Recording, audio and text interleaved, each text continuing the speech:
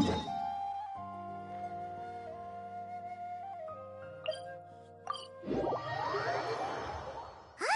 Is that Navia over there?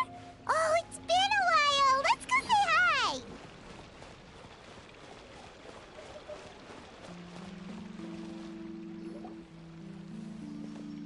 Hey, Navia! What you up to?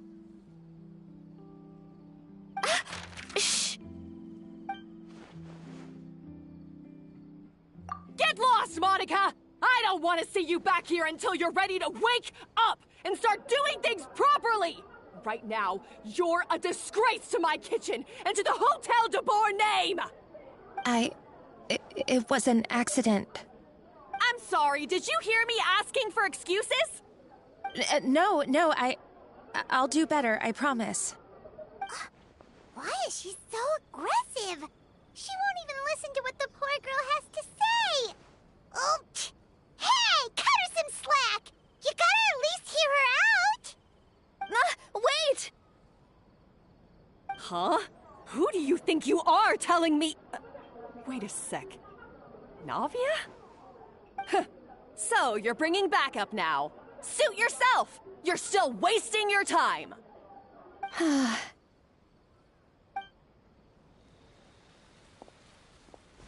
Savannah, is this how you always treat your staff? My staff is right. I'm the one in charge here now. And last time I checked, the Hotel de Boer doesn't take orders from the Spina di Rosula. Of course. How you run your kitchen is none of our business. But when a member of your staff is so overworked he becomes gravely ill, that most definitely is our business. We're going to stand up for him, whether you like it or not. Overworked? I've said it before and I'll say it again. If Fermont can't handle the job, then tough luck. There are plenty of other capable people I can hire instead. But Philmont can do the job, he just... Monica, back inside, now! Huh? But you said I shouldn't come back until... Just do as you're told, and not another word out of you! Come on, we have work to do! Wow, what a horrible person! Sorry. Looks like I've dragged you into some drama again. Her name is Savannah. She's the new head chef at Hotel de Boer. Ever since she took the job, she's been enforcing a brutal work regime and putting a huge amount of pressure on her staff. One guy was so overworked, he collapsed from illness. He's been bedridden for days, and he can barely even talk properly. I'm sorry. It's all my fault. I don't deserve to be a chef. At his family's request, the Spina di Rosula is trying to mediate on his behalf. We're not exactly making a ton of progress, as you saw. Savannah is adamant that Vermont's exhaustion and illness have nothing to do with her or how she's been running her kitchen.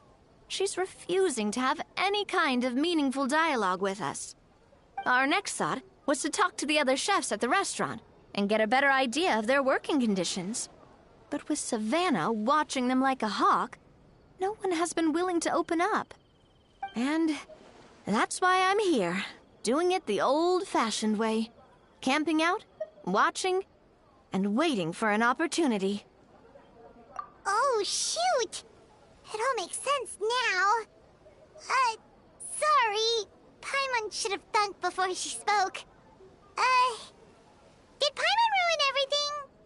Oh, no, not at all, Paimon. Honestly, the way she was laying into Monica, someone had to step in. I'm sure I would have piped up if you hadn't. And besides, I don't really think I'm built for espionage. Yeah, meaning it's gonna be all the more difficult to get the inside scoop now. Oh, I might as well head back to the Fleuve Cendre then. We'll need to come up with a whole new game plan.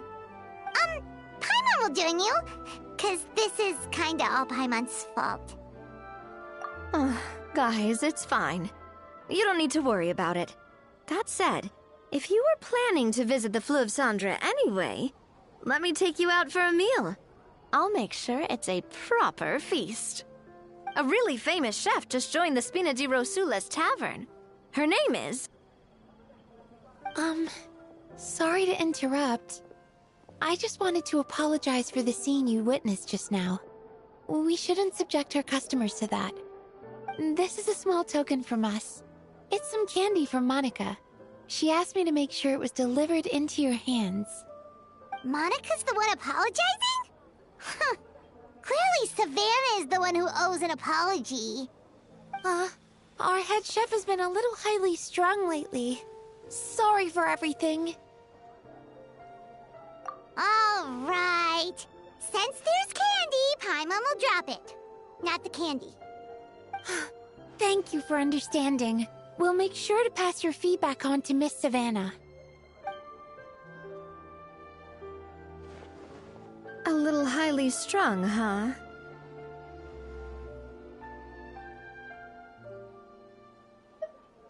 Paimon doesn't get it. How did someone like her even become head chef? Well, according to Fermat's family, she hasn't always been like this. But that's a story for another time. Let's try this candy. Oh, Paimon totally gets it. Come on, dig in! Huh? Hold on, there's something written on the wrapper. Find... Escoffier?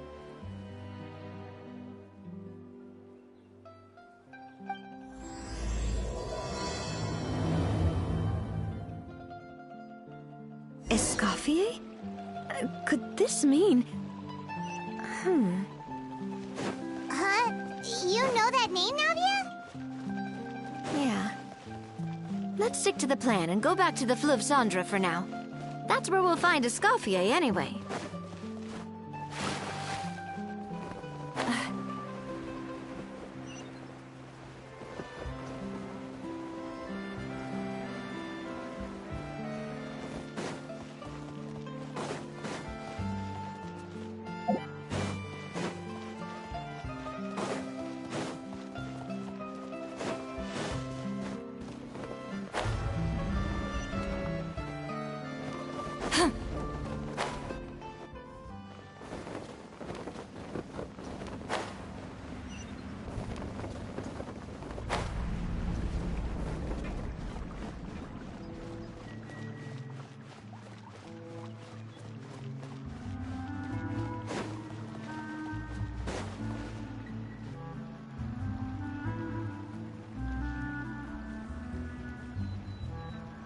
So, who is this Escoffier, anyway?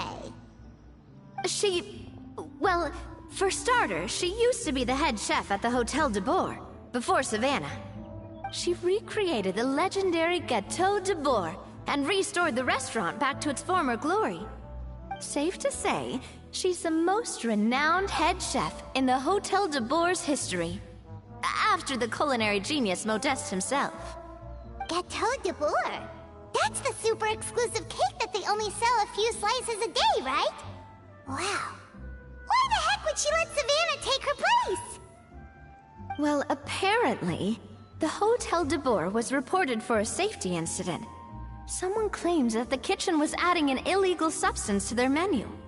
But none of the chefs had any idea how it could have gotten into the food. In the end, Escoffier decided that as head chef, she should take responsibility. And she was sent to the Fortress of Meripede. The Fortress of Meripede?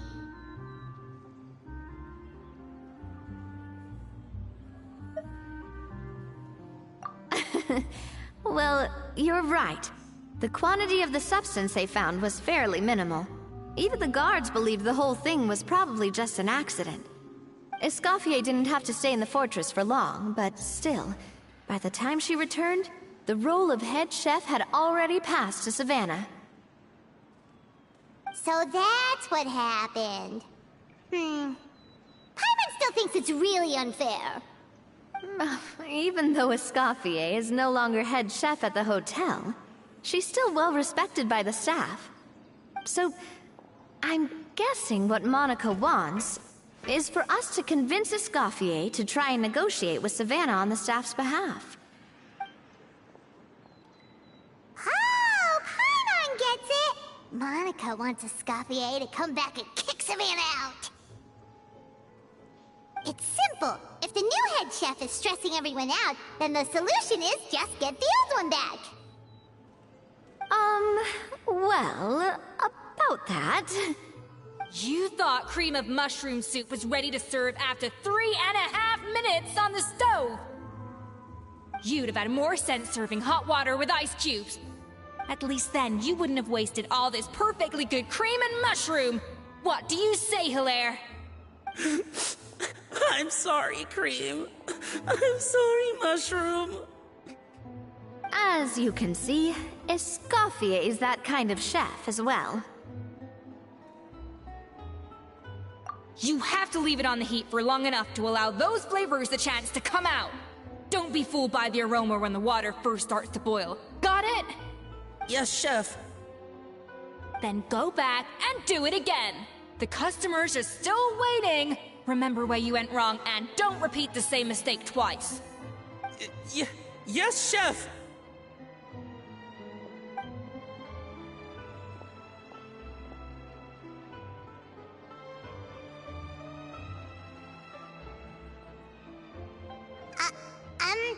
Excuse us, Waiting to be served? Sorry, we're pretty busy. I'm afraid you have to join the line. Oh, no, we're not here to eat. So you're not paying customers? Then I'm afraid the wait will be even longer. It's hard to talk to Escoffier when she's in the zone. Let's take a seat. We can catch up while we wait.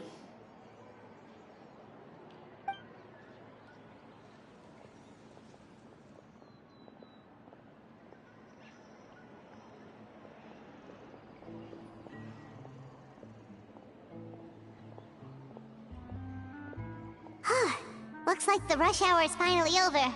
Is it always this busy here? These days, yes. I'd say business has tripled since Escoffier joined as temporary head chef. Well, in her words, the Hotel de Boer doesn't need her anymore. It doesn't look like she's got any plans to go back. I guess I'll be heading off then. Wait, take these home with you. We can't serve them now, and there's no sense in letting them go to waste. Oh, thank you, Chef. For what? Like I said, I just don't want them going to waste.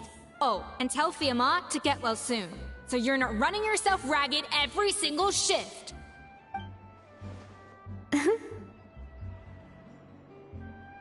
Fiamma. That's the second time we've heard that name. Who is that again? He's the chef that fell ill from stress. Hilaire is his son.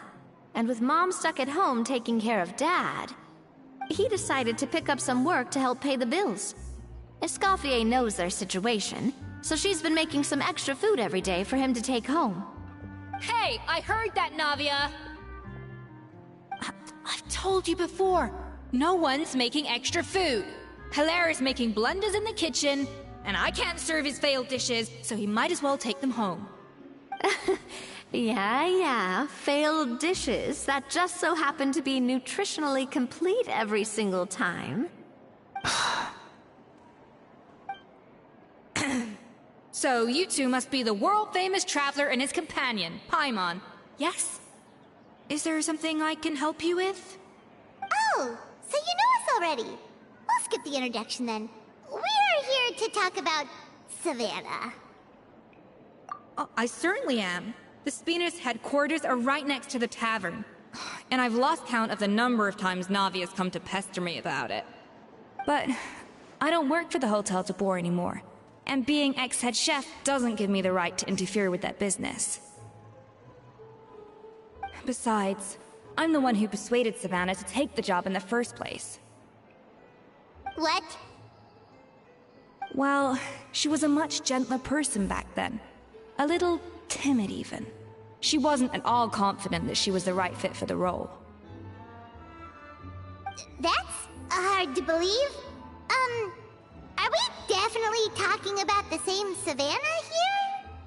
Honestly, I do wonder if she's just emulating me. I mean, I'm not the most pleasant head chef to be around either. Anyway, suffice to say that given the history between us, it'll be tricky for me to tell her she's doing her job wrong without coming across like a huge hypocrite. Fiamar and the others probably think that Savannah gets it all from me. I wouldn't be so sure about that, Escoffier. Look at this note we got from Monica. She mentioned me. Whatever shortcomings you feel you have, it looks like Monica still trusts you. As for the others, well, how can you know what they think unless you ask them? Monica. Plus, it's not like we're asking you to storm in there and raise hell. We're only in the initial phase of our investigation. All we're trying to do is get the other chefs to open up to us. Oh, Monica. Oh, Monica! Escoffier? I can't believe her!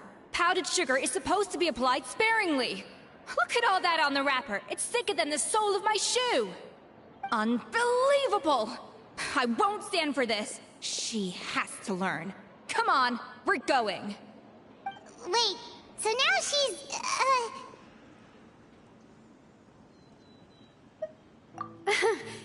Let's go catch up to her. We don't want to keep her waiting.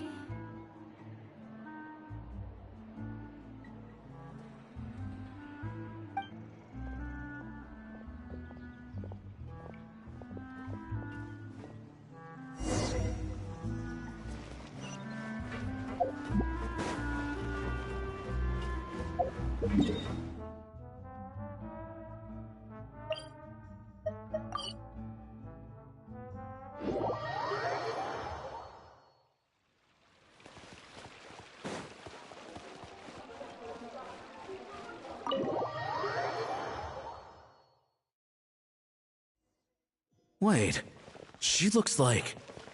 Is that Escoffier? Escoffier's back? Yes! I've missed her cooking! I was just saying, Hotel de Bourg is nothing without her. You can't match Escoffier's talent. I'm sorry. I'm so sorry.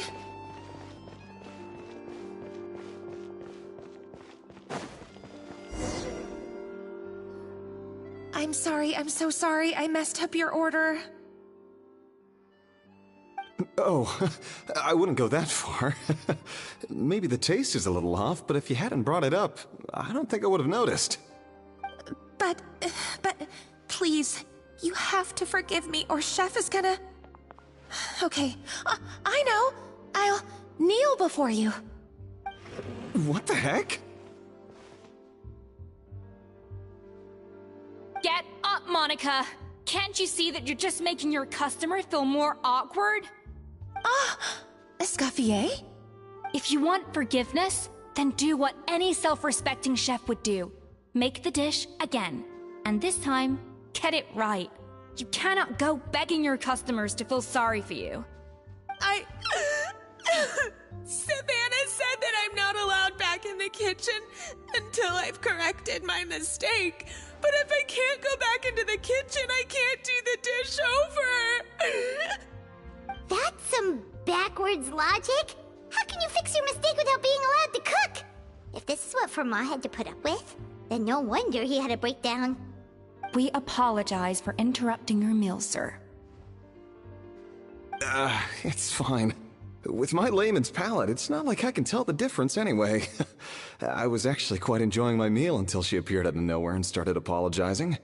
Gave me a bit of a fright, to be honest. Oh, well, it's because Chef Savannah tasted a bit of the leftover soup from my pot and then threw me out of the kitchen. Gosh, that's pretty strict. Has she always been that way? I don't recall things being like this when Escoffier was head chef here. I gotta say, you're all looking a little worse for wear these days. I mean, Escoffier was strict too, but I think the difference is that her criticism was more constructive, so You knew what you did wrong and how to improve, and we all knew that it came from a good place. Chef Escoffier was hard on us because she truly wanted us to reach her level. But these days, whenever we make a mistake, we just get told to wake up, get your head in the game, or just do it again. And it's only gotten worse since word got out that Chef Escoffier had started working again in the Fleuve Cendre. Monica, you don't need to call me chef. I'm not the boss here anymore. Yeah, but through no fault of your own. What happened back then, that wasn't on you, and all of us know that. That banquet was a huge event, and so many staff were involved every step of the way. With so many moving parts, there's no way of knowing how that Lumiline ended up in the food we served. Lumiline? What's that? A new drug from the Fontaine Research Institute, produced from an extract of the Lumitoile. Apparently it sharpens the senses, so they used it to treat people with impaired responses to stimuli. Oh, yeah, I've heard about that. They found out you can use it as a flavor enhancer since it stimulates the taste buds. Makes things pretty addictive. They also found that overuse can have mood-altering effects, and even lead to nerve damage. So it quickly ended up on the guards' list of controlled substances. Unfortunately, however, some food products containing the additive had already made it to the market by the time the guards banned it from the restaurant industry. Everyone knows that in all likelihood, someone probably just purchased a batch of contaminated ingredients by mistake. But you took all the blame. We all know why. You just didn't want to see this turn into a place where tensions are constantly running high, because everyone's suspicious of each other all the time. And now look at you, a fry chef in the Fleuve Cendre. What are you trying to say? Sure, the Spina's Tavern is no Hotel de Boer, but come on, it's not that bad, is it? Oh, the Fleuve Cendre, you say? Great. That's where I'm dining from now on. Monica, I'm very happy with my current job. And there's no changing the past. We just have to let bygones be bygones. Besides, at the end of the day, I was the head chef, regardless of whose mistake it was. Ultimately, the responsibility lay with me. If only Savannah was half the boss you were. I'm sorry? Do you have a problem with my conduct as head chef? No, chef. So you do remember who's boss? Escoffier? I thought you'd left this place for good. What are you doing back here? What happened to you, Savannah? Why are you acting like this? When I turned this place over to you, You made me the head chef and gave up your right to tell me how to do my job. You're not the boss here anymore, so stop acting like you own the place. Whoa. Sounds like someone has a chip on her shoulder. Oh, Savannah! My God, have you grown a temper since I last saw you? Have you put even half the amount of energy into improving your cooking skills, or are you still using the Pluie Lotus as an off-brand marcotte, thinking no one can tell the difference? That's none of your business! What happened to not storming in and raising hell? Ho ho! I was not expecting to see something this spicy as soon as Escoffier returned. Huh? Van-Agem? Aye, miladies. Might I make a humble suggestion? Given that we have ourselves a tête-à-tête between chefs at the Hôtel de Bord, I dare say it would be de rigueur to settle this the traditional way. The traditional way? That can only mean one thing. That's right. I'm talking, of course, about the tradition established by Modeste himself. The cooking contest! According to legend, the founders of Hotel de Boer, Modeste and Savelli, used this method to resolve all of their disputes. Everything from petty arguments over next week's menu to disagreements over the strategic direction of the restaurant. The cooking contest would decide who had the final say. It sounds like they had a lot of free time on their hands. Ah, well, it might sound that way to us. But in fact, the cooking contest played an enormous role in motivating chefs to hone their skills, reaching new heights of excellence in the culinary arts. And indeed, the reintroduction of this institution in recent years has surely been instrumental in transforming the Hôtel de Bord into the top-ranking restaurant in Fontaine. Reintroduction? Someone brought it back? Who? What say you, Escoffier? Surely you of all people won't back down from this challenge. It was you who put the rule in place, after all. Sure, I reinstated it, but I'm not a chef at Hôtel de Bord anymore. Isn't this bending the rules a little? I see no issue as long as both sides agree to the terms. We could simply treat it as an exhibition of sorts. Savannah, any objections?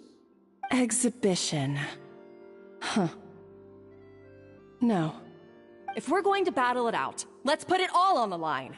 If I lose, it's up to you what happens to me.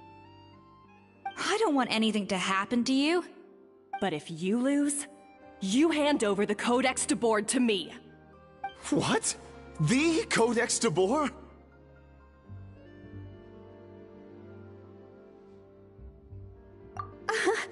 Only the legendary handbook written by the original head chef Modeste.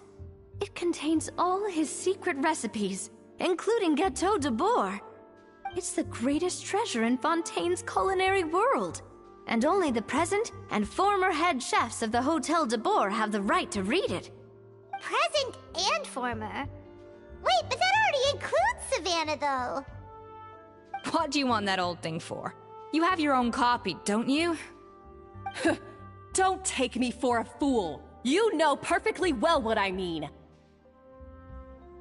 I want your copy, the original version, the one you took with you when you left us. I'm sorry, I must be missing something.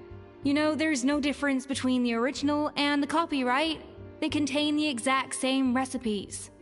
Stop trying to change the topic. What's wrong, Escoffier? Scared you're gonna lose to me? Or are you scared of me getting my hands on the original codex? Savannah, you may remember that we gave her the original as a parting gift, to thank Escoffier for her years of service.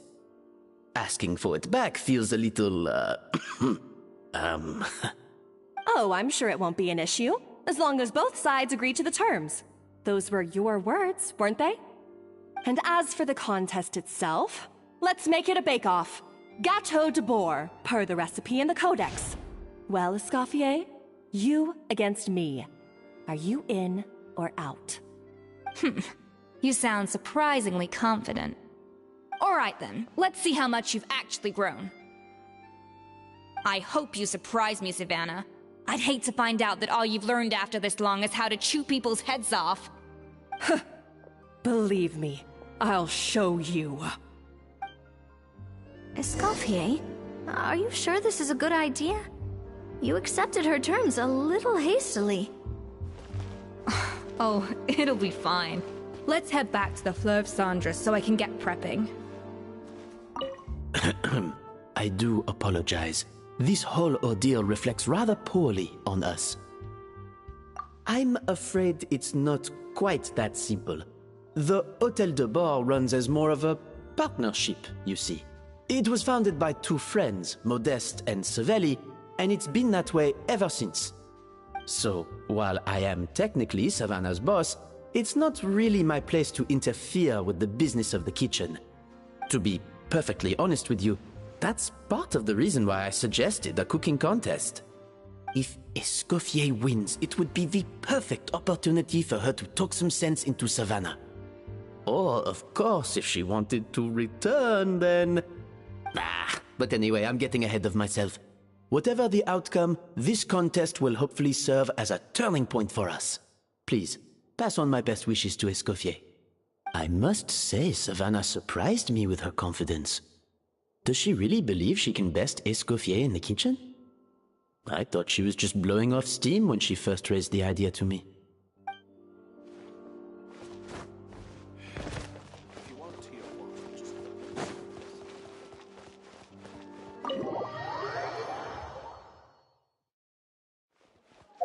So,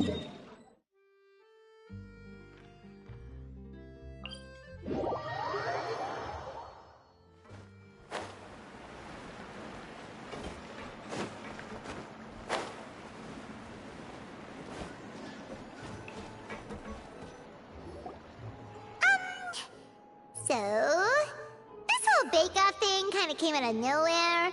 Was it really sensible to just go along with it? Well, I got a sense that she's holding something back. But we chefs always express ourselves in our cooking. So if she won't talk, this might be the best way to find out what's really going on with her. Huh?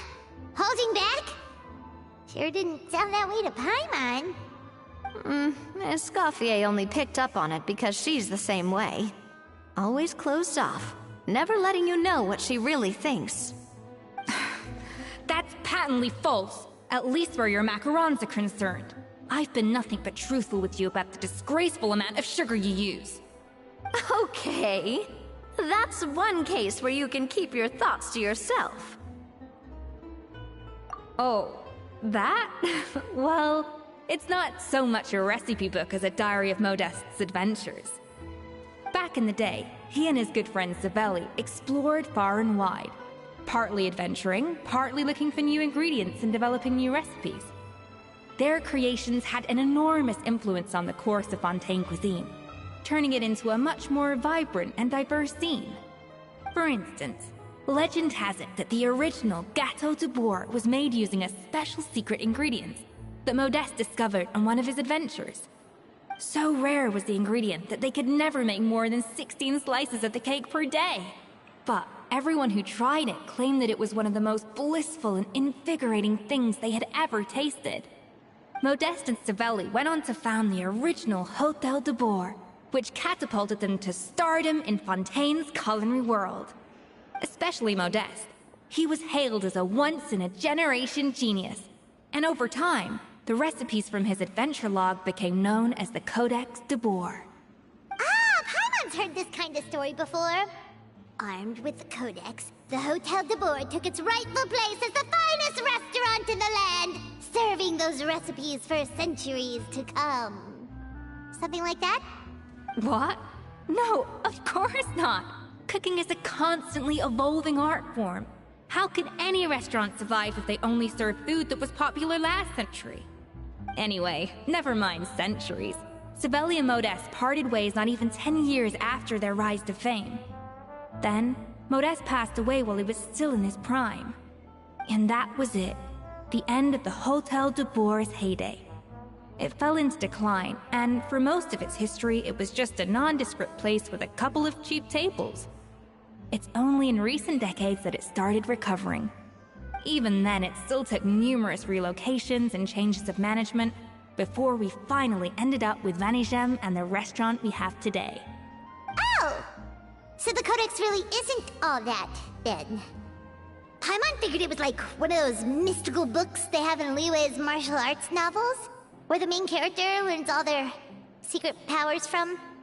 Yes, well, that's fiction, and this is reality. You can't meet the tastes of modern diners by following some ancient recipes from a dusty old book. Case in point. Even the Gâteau de Bourg they sell now is actually Escoffier's reimagination. Wait, really? Why though? Didn't that recipe make it into the Codex? It did, but like I said, it's the dusty old book now, and the records aren't as legible as they once were.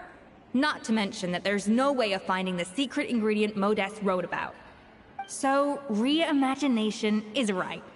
I consulted some historical records and took what I could from the Codex. But ultimately, the Gâteau de Bourg of today is my own recipe. As for why we gave it the same name and kept the tradition of only selling 16 slices a day, well, you've got Vanigem's business sense to thank for that. Oh! Huh. Well, that kind of takes all the mystique out of it. Hey now, it might not be the original Gâteau de Bourg, but it's still the most delicious cake in Fontaine today. And who knows, maybe Escoffier's version is more suited to your palate. Just think, if the original truly was the perfect cake you're imagining it to be, There's no way the recipe would have been lost to history, right? Not to mention that the Hotel de Boer never would have fallen into a slump. Anyway, before I left my role as head chef, I made a copy of all the recipes from the Codex, including my own improved versions, and turned them over to Savannah. So why is she so interested in the original copy? Could it be a symbolic thing? Like, whoever holds the original Codex de Boer is the true head chef? Well, it was clearly precious enough to give to Escoffier as a parting gift. Meanwhile, Savannah only got a copy. Maybe from her point of view, it's like management doesn't truly see her as being worthy of the role. You think so? The only thing is, it was her suggestion to gift me the original in the first place. Well, a joint decision by her and Venegem. But still. What? Huh. Guess she's had a major change of heart since she became head chef. Yeesh. Who knows? We could speculate forever. Better to just let our Gato do the talking. It means vesting her in this bake-off, and then getting her to explain herself, even if I have to beat it out of her with a spatula. However much she's changed since we worked together, I believe that she still has her chef's pride. And if she respects the art, she'll respect the outcome of our contest. Well, I'm confident that you and your spatula can get justice for Froment. All you need to do now is win the contest. But that should be a breeze for you. Let's not get too ahead of ourselves. Gâteau de Boer is very complicated to make. Usually, it takes 3 chefs working in tandem to cover everything. Now, if I had to push it, I could probably do the work of 3 chefs myself. But I'd prefer to play it safe if I can find a couple of assistants in time. Well, that's easy. The 3 of us are veterans in the kitchen. You just need to pick 2 of us. Well, I have heard the Traveler is an accomplished cook, as well as a warrior. But be warned, I will hold you to exceptionally high standards. Think you're up to the task? Oh, count me in too.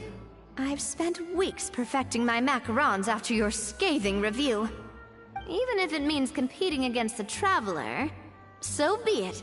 I'll show you what I'm made of. Confident. I like it. Alright, let's start with some elementary mise en place. Show me your knife skills. I've always called it chopping stuff up, not mise en place. But it's basically the same thing, right? Oh, Navia. The difference in your case is that mise en place is chopping stuff up without sending juices flying all over the kitchen.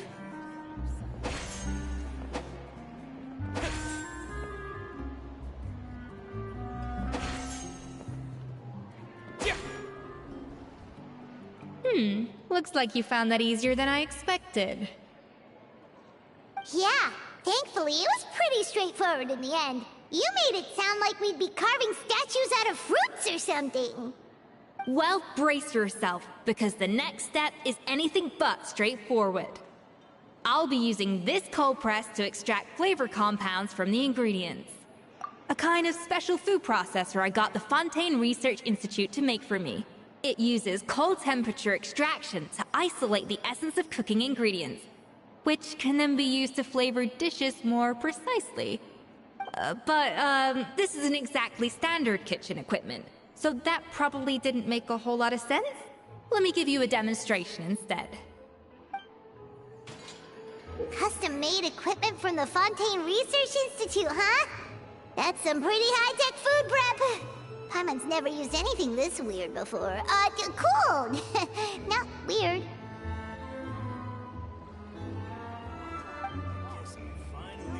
A dash of frosting!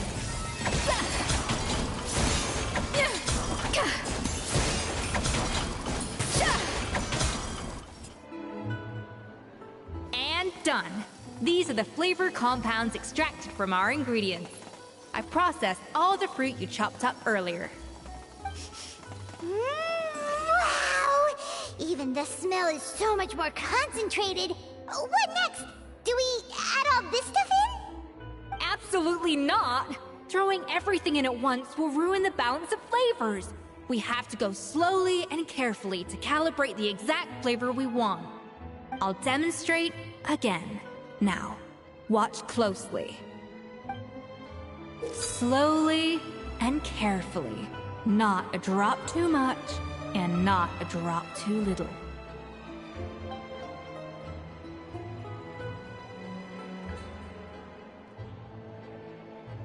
I guess I'm finally on the right one.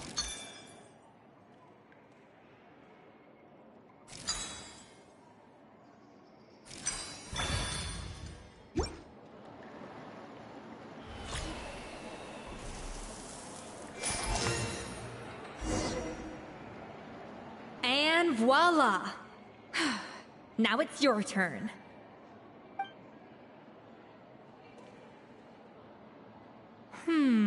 Not terrible. Considering this was everyone's first time blending flavor extracts, it could have been worse. But the Traveler's work was surprisingly good. Are you sure you've never done this before? You got almost perfect results on your first try. That goes without saying. Still, credit where credit's due. You did well. Alright, now for the part I've been looking forward to. I want each of you to cook something from the Hotel de Boer's current menu. I'll judge your submissions and give you a final score. That's right. The true test of your cooking skills is the finished product. It'll be good practice for the contest itself. Now get to it. Chop chop!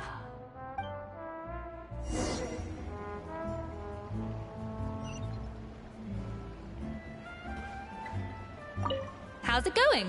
Have you picked a dish yet? Choose wisely. I expect you to present the most delicious thing on the menu.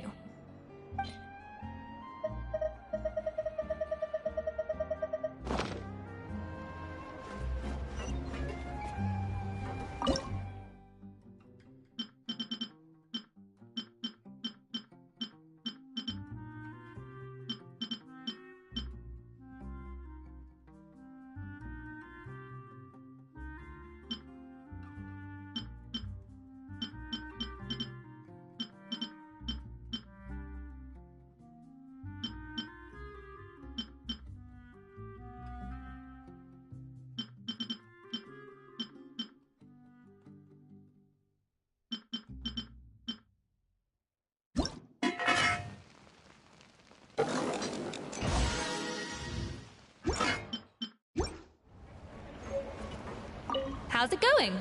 Have you picked...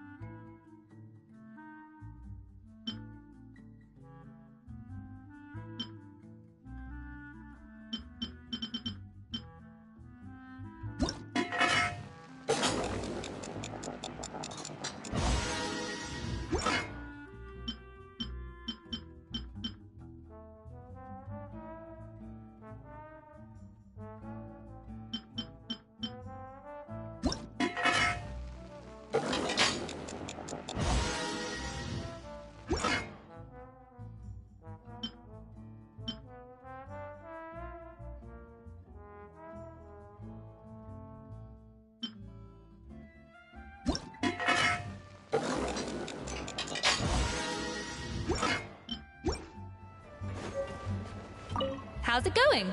Have you picked a dish yet? Choose wisely. I expect you to present the most delicious thing on the menu.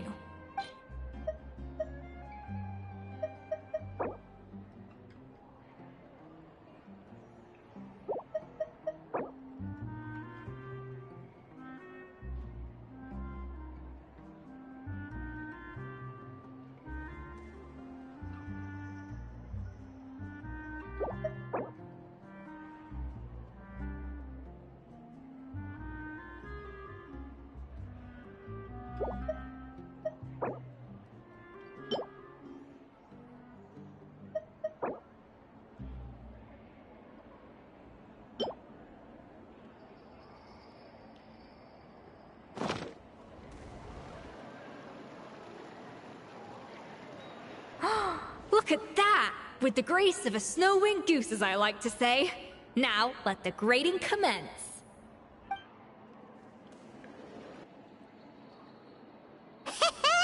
Pretty good, right? Not to brag or anything, but Paimon's a bit of a connoisseur when it comes to la food. 6 points. What? Oh, well, fair enough. Paimon doesn't cook all that often, so as long as it's a pass. That's 6 out of 100. What?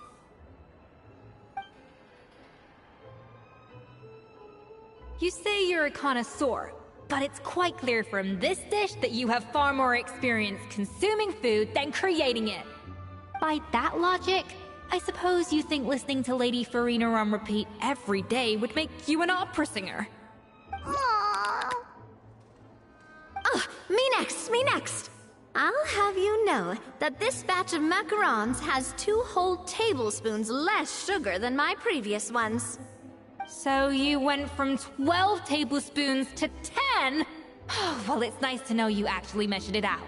Because it tastes like you just threw in whatever was left in the jar. 6 points. Aw.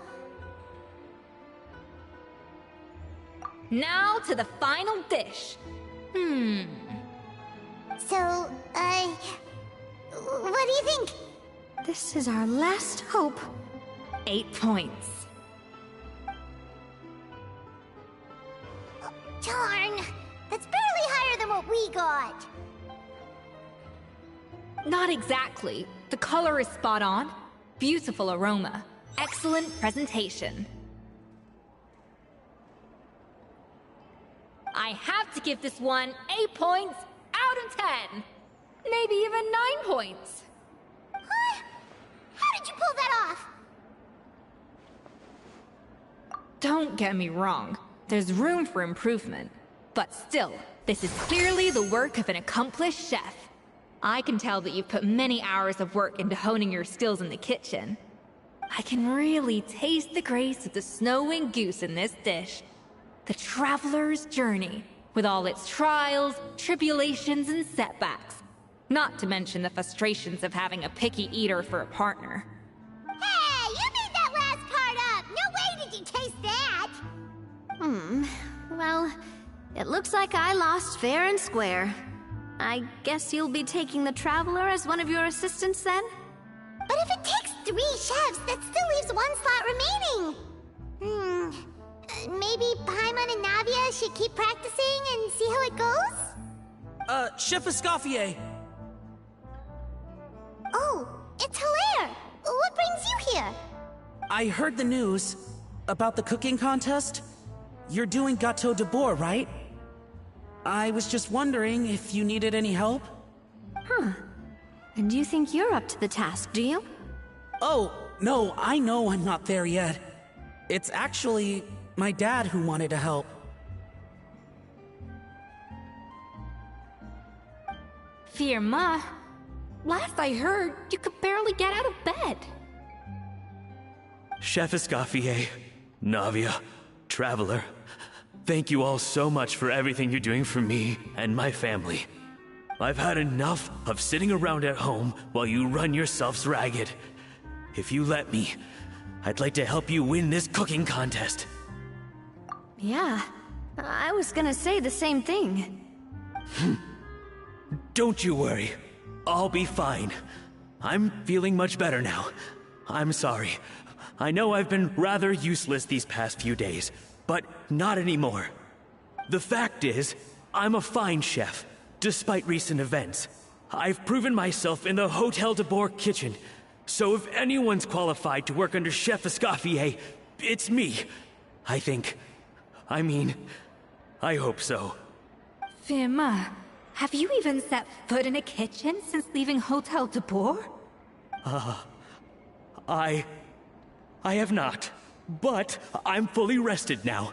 I know I can handle it. I'll prove it. Let me whip something up for you right now.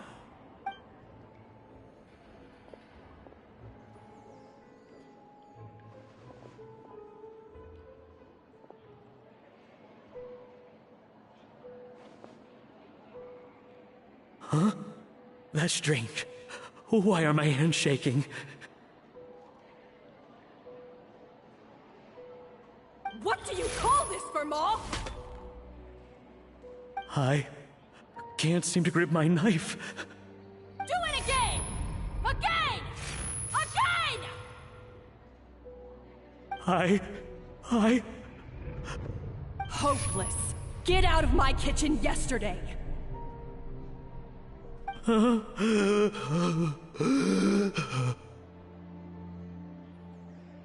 Dad, what's wrong? I don't understand. I was feeling so much better, and then Will I never be able to work in a kitchen again? Dad, talk to me. What happened? I think the real issue here is not physical exhaustion, but psychological trauma. Monica, when did you get here? Probably because you were all concentrating so hard on your cooking. I didn't want to interrupt your flow. But anyway, Firma, I'm so sorry. If only I'd known how serious your situation was, I would have stood up for you sooner. You have nothing to apologize for, Monica. During those long nights of redoing every order, you were the only person who looked out for me. Oh, come on. All I did was make you some tea. I doubt it was much help. Savannah was so ruthless toward you. I probably should have brought you something stronger. She sounds like the worst. All right, another Savannah horror story. Let's hear it. She's been getting harsher and harsher on us ever since she heard about Escoffier's new role in the Fleuve Cendre. Seems like no matter what we make, she'll find something wrong with it. What is this? It looks like a dog's been at it! In the trash now! Then she orders us to redo the dish again and again, but we never know what's going to make her happy. Do it again, do it again, do it again! Every time you remake it, you just get another earful from her. Either straighten yourself out, or get out of my kitchen! So now, it seems like just picking up a kitchen utensil gives me flashbacks of her yelling at me. Oh man, that must be awful. The more I want to get it perfect, the more my hands shake, and the more scared I am of making another mistake. How can you give up so easily, Firma? You weren't a quitter when you were working for me. And even under Savannah, you talk about working late into the night trying to perfect your dishes. That says to me that you still hadn't lost that determination to prove yourself. What changed? I don't know what's come over me. When I think back, I just remember feeling like my heart and my hands were growing heavier and heavier as the shift went on. Each time I had to redo a dish, my heart sank a little further. Maybe Savannah was right. Maybe I am just hopeless at this. Dad... I see. Well, it sounds like there are some deep issues at work here. Ones that won't be resolved by merely seeking compensation. I will win this contest, and after that, I encourage you to approach Savannah and talk this out. But what if you can't find another assistant in time? Clearly, I'm in no state to help out. You think being one person short will ruin my chances? Let's not forget, I taught you and her everything you know. even if I had to go it alone, I would present the perfect gâteau. Oh, well, Paimon and Navia will still keep practicing, just in case. And so will I. Yeah! And if worse comes to worse, we can always get the Spina di Rosula to put out an emergency call for chefs. There's gotta be someone out there, right? Actually, I thought maybe I could help. That's sort of why I'm here. What? Why didn't you say so? I was going to, but then... well, this is the first chance I got. You do this for us? Thank you so much, Monica.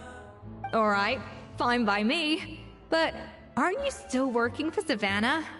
Joining the other side seems like a guaranteed way to put your future employment in jeopardy. I know, but it's alright. I've made up my mind. With the way things are, I can't keep working for Savannah much longer anyway. Unless I want to become the next Firma. I'm done with sucking it up. It's time to try and turn things around. If this cooking contest can get Savannah to see the error of her ways, then I'm sure she'll forgive me for this.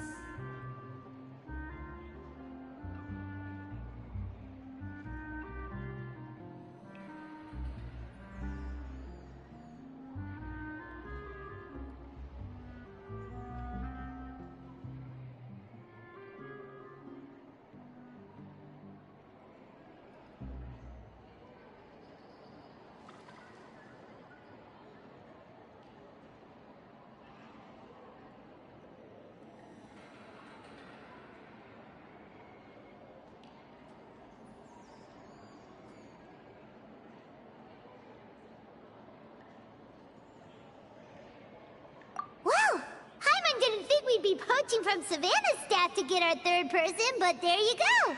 Anyway, Monica's a professional chef, so nothing could possibly go wrong now. Great! Then it's settled. And to congratulate you all on making the team, I propose a Spina-sponsored meal to celebrate. Spina-sponsored? Wait, you mean I'm cooking?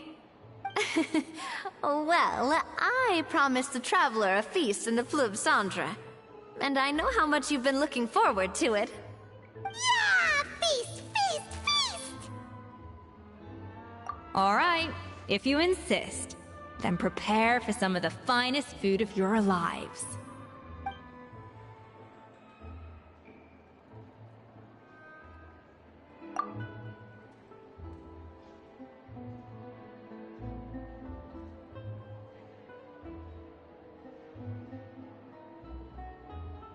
That's not a bad idea, actually. Wait, hold on. You need to finesse that further.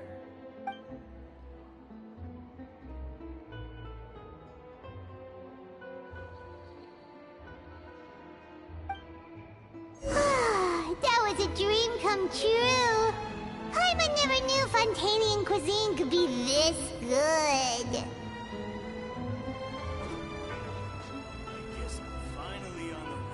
So, this is what Chef Escoffier is truly capable of. I wish I could eat that all over again. It's not often that Escoffier goes all out like this. And it's all because of you, Traveler.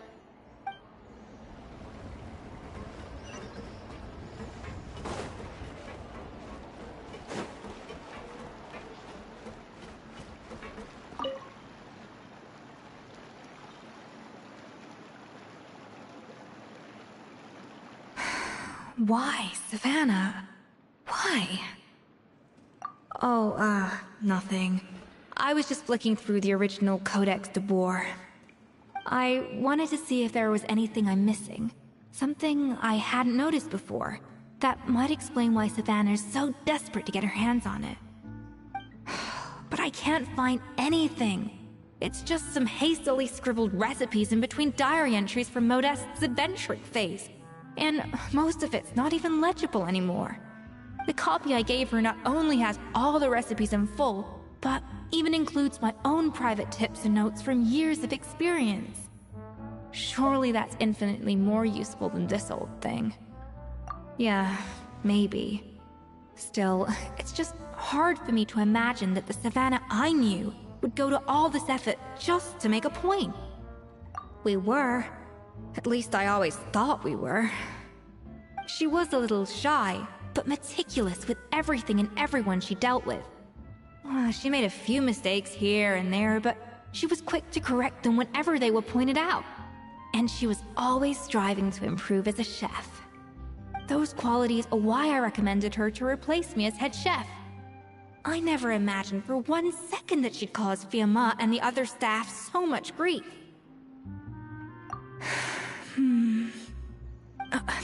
Well, I mean to an extent, of course. I pushed hard for her to get the role. And the idea that she turned out like this because of me is difficult to come to terms with. I wonder if this is how Modeste felt back when he was writing the Codex. Yes, with his good friend and co-founder of the Hotel de Boer, Savelli. The story goes that after Modeste unveiled his Gâteau de Boer and was hailed as a culinary genius, he was admired and adored by all. But his newfound fame slowly drove him and Savelli apart. Unlike Modeste, whose every new creation was an instant hit, Savelli seemed to face setbacks at every turn. Doors that would swing wide open for Modeste would shut in Savelli's face.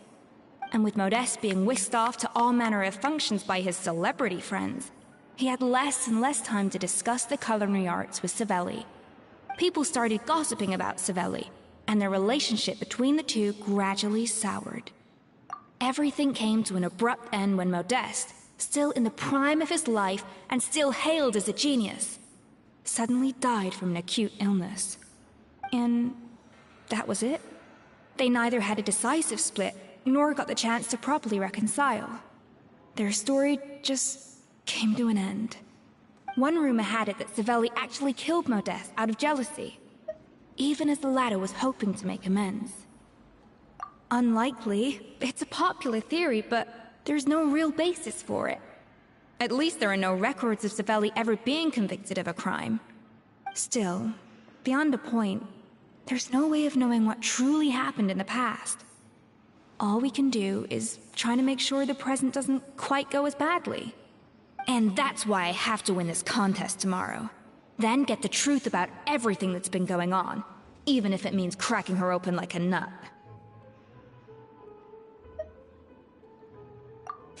You're right about that. Just follow my lead and victory will be ours.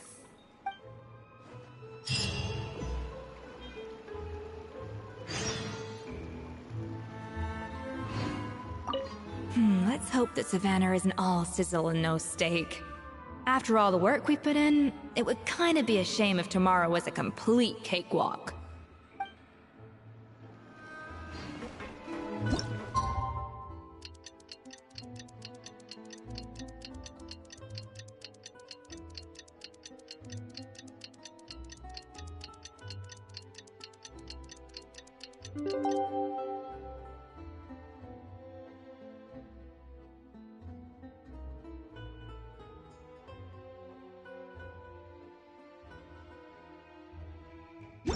It's Cooking Contest Day! To the Hotel de Boer! Toot sweet!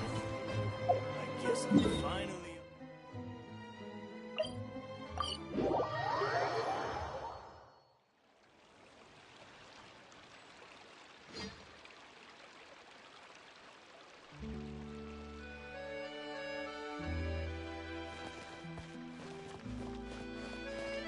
Did you hear the news? Escoffier's coming back for a cooking contest. Wait, seriously? Escoffier in a cooking contest? Now that I've got to see. I don't get it. Why would anyone in their right mind challenge her to a cooking contest?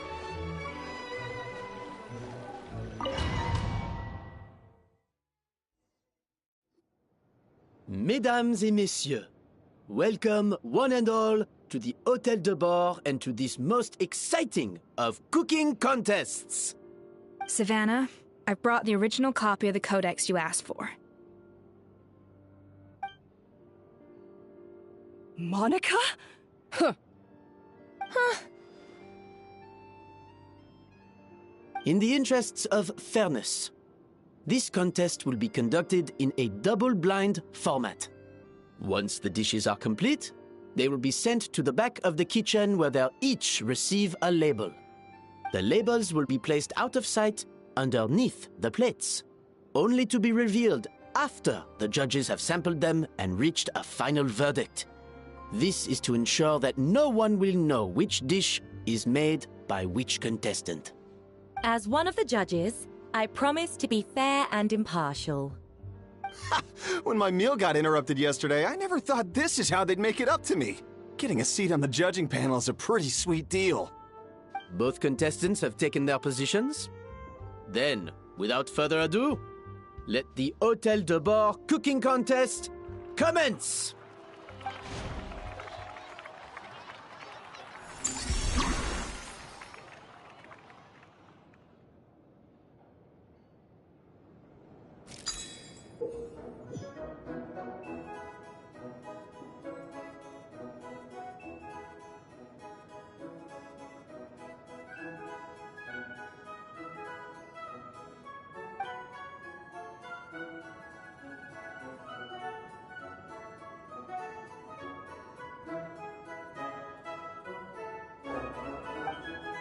Monica, Traveler, it's go time. Let's do this. Even the best chef in the world can't flavor their food without prepping the flavoring, right? Alphonse! Gaspar! Get to work! Do not disappoint me. Looks like our two head chefs are raring to go. Like an oven on full blast, this competition is quickly heating up.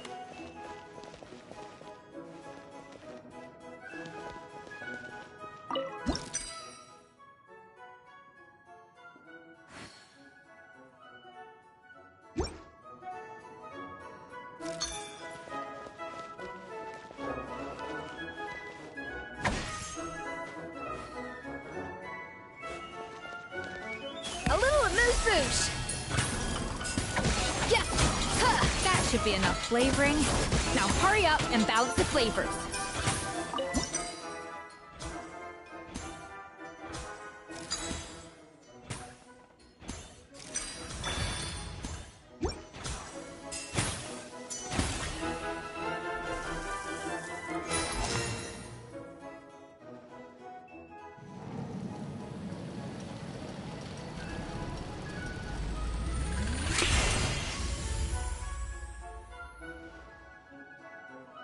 Come on, Escoffier! Come on, Traveler!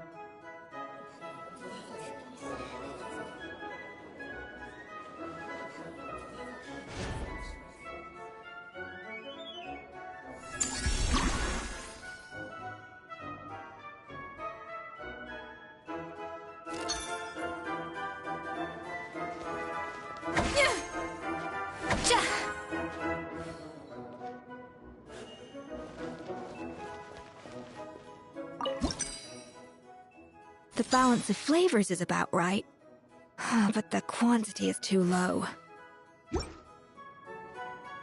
Alphonse! What are you playing at? That's not how I taught you to do it! Stop horsing around and do it again! Yes, chef! Oh, tension in the ranks on Team 7.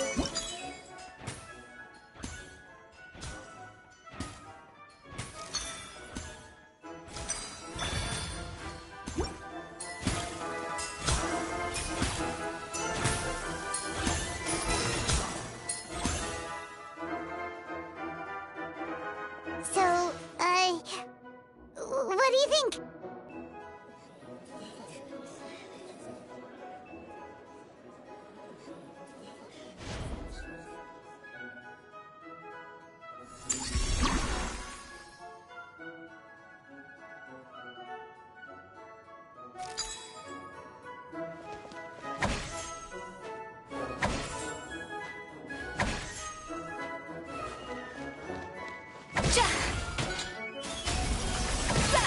Escoffier is already on the final step of the recipe. Let's check on Savannah's progress. I think this flavor profile is still a little bit off.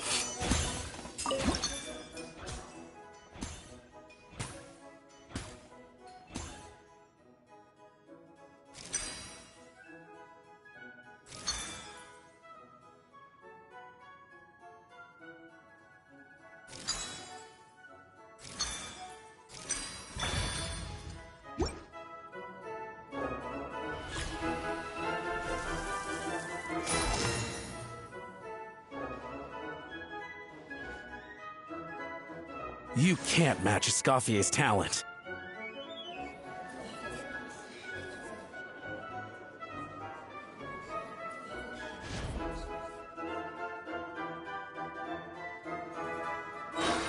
I present to you Gâteau de Bourg.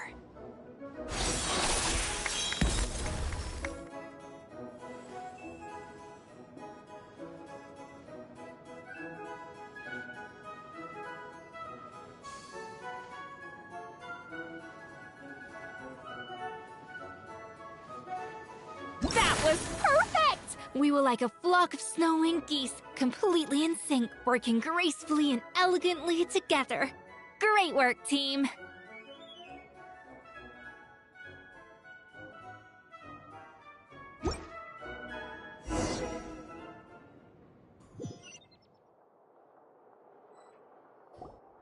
Time's up! Contestants, please take your dishes to the back.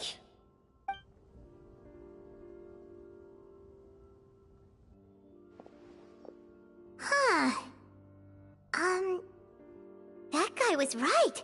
You really can't tell whose is whose just by looking at them. We both made the same dish after all. For all her flaws, Savannah's a talented chef who earned my recommendation for good reason. She wouldn't screw up something as elementary as the cake's appearance. Whoa! This is really rather good. Wonderfully soft and fluffy. Beautifully sweet. This is a masterclass in how to make Gâteau de Bourg.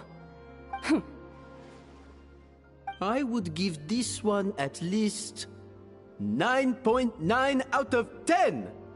Only because there's something about the flavor of the base. It's just a little different from the recipe I'm used to. Huh? Really? I couldn't tell.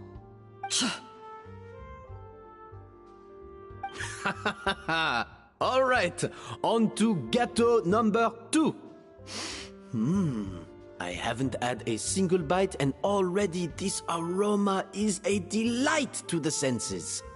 I have a feeling that this gâteau will be a gâteau for the ages. How exciting! I'm gonna dig in.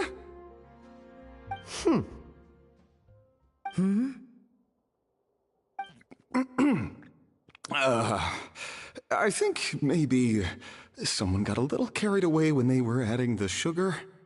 Not just the sugar, it's the flavors too. This is all over the place. Who made this?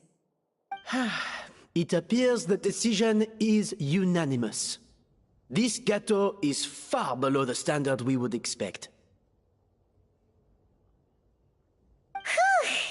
And Paimon thought this might actually be close. Turns out she can't bake to save her life.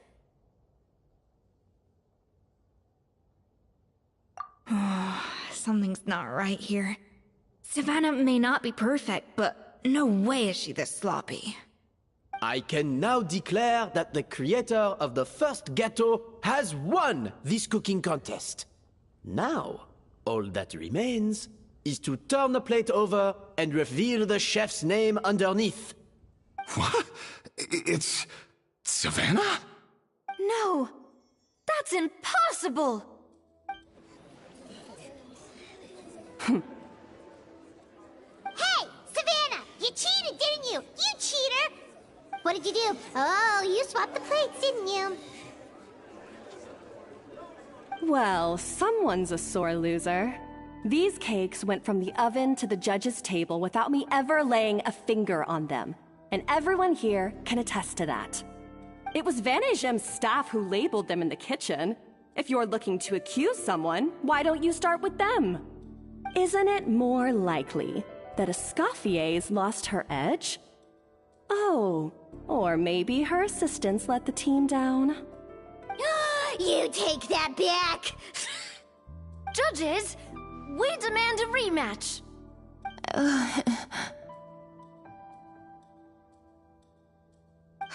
That's enough! What's done is done. As head chef, or rather as team lead, I take responsibility for the dish I served. Whatever went wrong and however it happened, I should have spotted it. Savannah, I didn't think you'd stoop this low just to beat me in a bake-off. What happened to your chef's pride? I don't know what you're talking about. If you want the Codex de Boer that much, you can have it. Escoffier, no! But you must promise me that you'll apologize to Firma and compensate him for everything you've put him through. It's a little late to be negotiating terms. The contest is over, and I won. That means you owe me the Codex, and I owe you nothing. Look, Savannah, you may have fooled everyone else, but can you really fool yourself? What I'm offering is to accept defeat without looking to expose what you've done.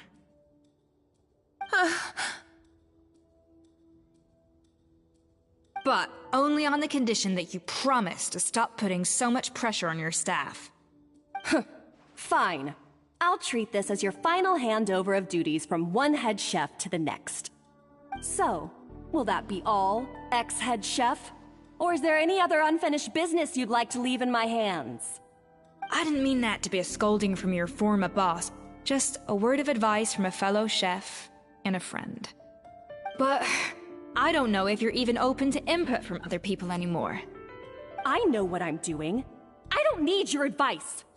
All right, fine. I'm glad to hear it.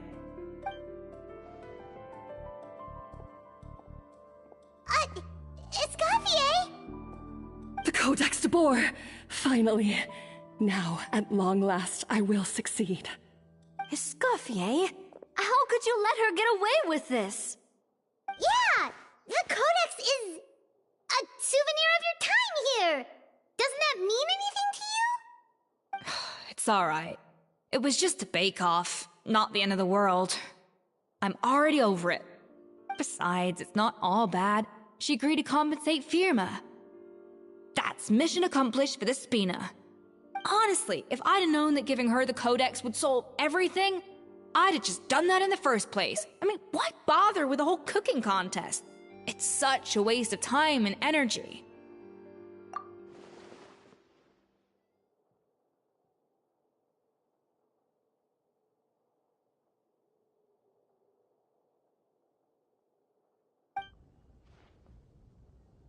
No.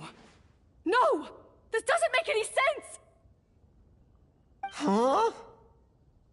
That's it? No secrets, no nothing? I don't believe it! This can't be happening. Oh, Chef Savannah!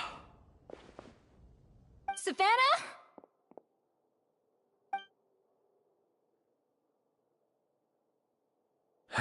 It's nothing life-threatening. Just a lot of pent-up stress and exhaustion.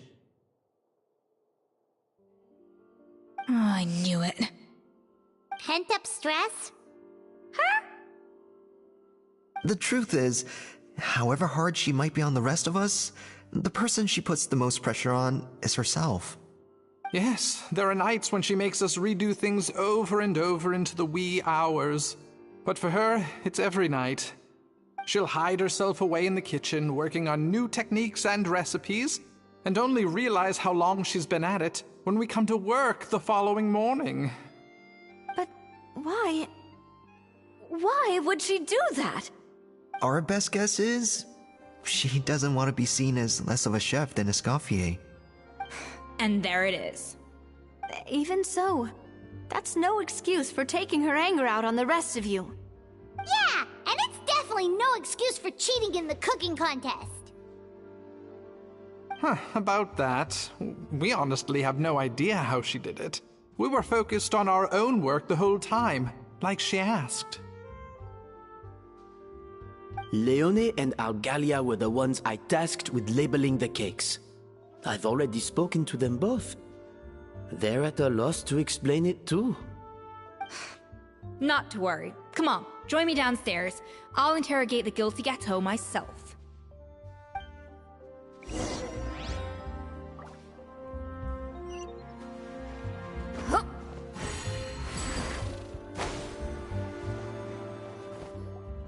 Well, how is it? Have you figured out what it was?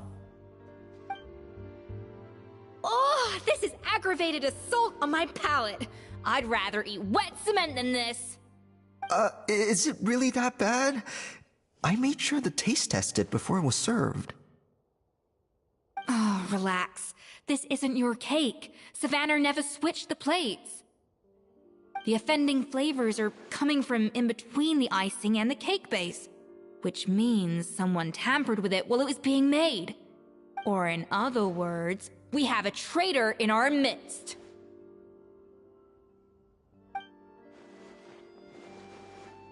I'm sorry.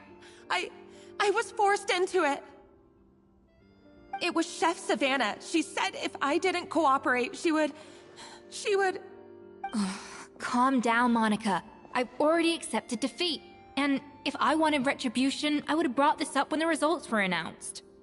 Whatever's going on with you, just spill the beans. There's no need to hide it.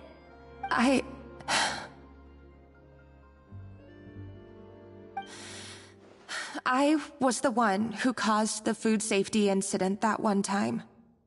Food safety? Wait, you mean the Lumaline incident? So you procured the contaminated ingredients? I think so. Savannah and I were on procurement that day. I didn't check everything as well as I should have, and so I let contaminated ingredients make it into the kitchen. But I swear I didn't do it on purpose.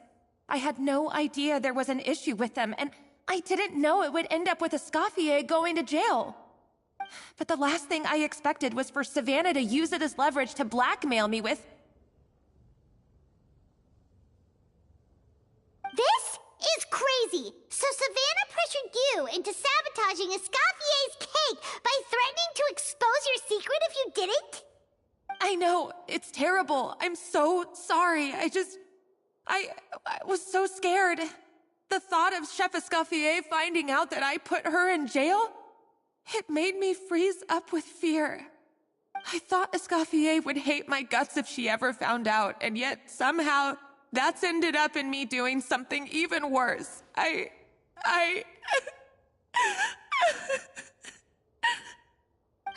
Seriously? All this fuss over a little slip-up?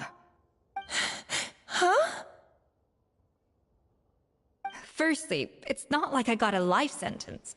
I did my stint at the fortress, and now I'm out. And secondly, I had my own reasons for leaving the Hotel de Boer. This wasn't the only factor. So, you don't need to feel ashamed or frightened or anything like that. Any more than you need to add butter when you're pan-searing foie gras. You mean... you forgive me? Oh, well, I'm not saying you don't have to take responsibility for your mistakes. You should tell Vanagem to mark down your performance for the past few months. Then do some digging and find out exactly where those contaminated ingredients came from. Sure, you've made mistakes, but now's the time to fix them. Understood? Understood.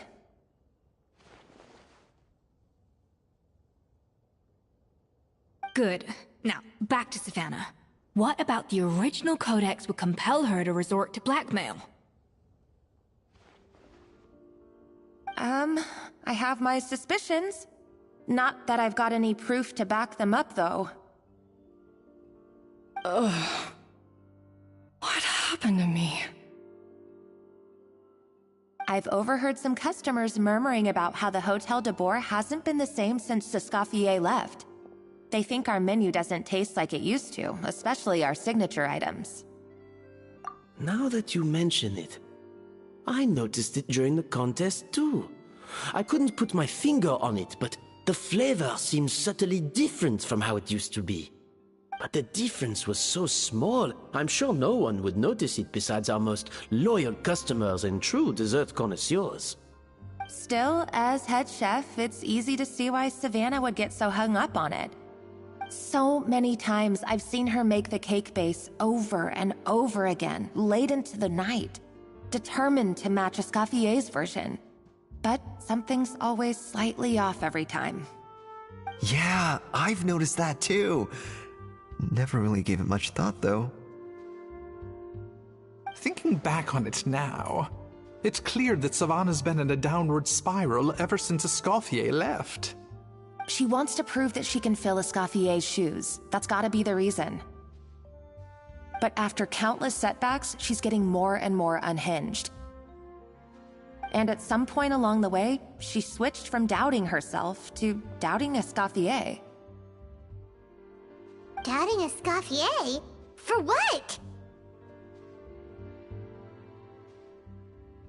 Yeah, it would explain why she was bent on getting the original at any cost. She must have thought Escoffier purposely omitted key details from her recipes when she copied them out. Also, she could retain her place as the #1 chef in Fontaine, the only one privy to all the secrets of the trade. Oh, for goodness sake. What a stupid idea. Of course. Then she finally got the codex only to discover that the secret recipes she's been pining for don't exist at all. Seeing how utterly wrong she was must have been a real shock to the system. It probably brought up everything at once. It overwhelmed her, and she passed out. There's still one thing that doesn't make sense, though. If Savannah had the real recipe all along, how come it tasted different? She might not be on the same level as Escoffier, but surely after like 50 attempts, she'd get it right one of those times. You'd think so, but geniuses like Escoffier are in a league of their own.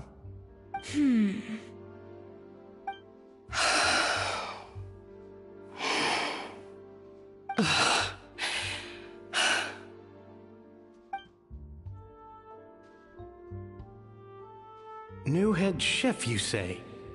What's her name? I don't think I've heard of her before. I wonder, can the Hotel de Boer keep its edge without Escoffier at the helm?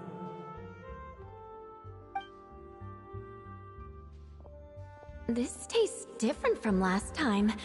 Is it undercooked or something? Ugh!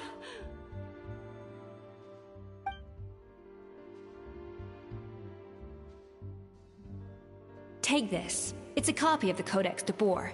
From now on, you will be its keeper. Don't listen to the doubters. If I say you can do it, then you can do it. Even if you don't believe in yourself, at least believe in me. Hey, did you hear me? Once I'm gone, the restaurant is all yours.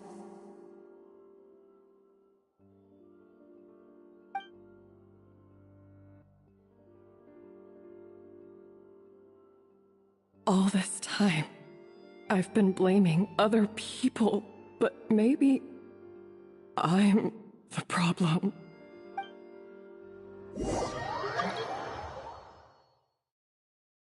I sincerely apologize for putting everyone out. Savannah's awake now, but I don't think she's ready to speak to anyone yet. Let's give her the day to calm down. I'm sure you'll have the chance to talk everything out tomorrow. In that case, I'll go and update Vermont and his family. I wonder what he'll make of all this. So, we'll come back tomorrow then. That was a long day. I think I've earned myself a sweet treat when I get back home. Oh, nice! Macarons? Or are you gonna switch it up this time?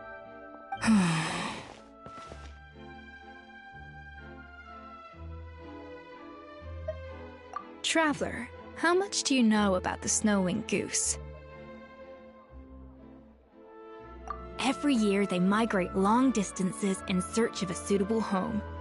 There's always one goose at the front whose job is to lead the flock. Fontaine poets often use the image of that goose to explore the ideas about leadership and genius. They usually imagine someone who's a cut above the rest, a model of perfection. But what those poets don't know is that during a migration, the lead goose is always changing. Once the lead goose shows signs of fatigue, it retreats to the back of the flock and allows another goose to take its place. So the truth is that leadership, with all the responsibilities and pressures that come with it, it's something that everyone takes turns at. But we humans completely miss that fact when we project our own ideas about social hierarchies onto them. I guess what I'm saying is, I don't buy into this notion that there's some sort of gulf between normal and genius. Cooking is a science, not magic. Given the same ingredients, same recipe, and same environment, I see no reason why two different people shouldn't be able to create the exact same dish. Of course, some people have a more sensitive palate than others, and some people are just born bolder or more conscientious. But these are all variables that can be accounted for with time and practice. I'd have no reason to expect so much from others if I believed that perfection can only come from the hands of a genius. The only reason I hold people to high standards is because, well, I believe they're capable of greatness.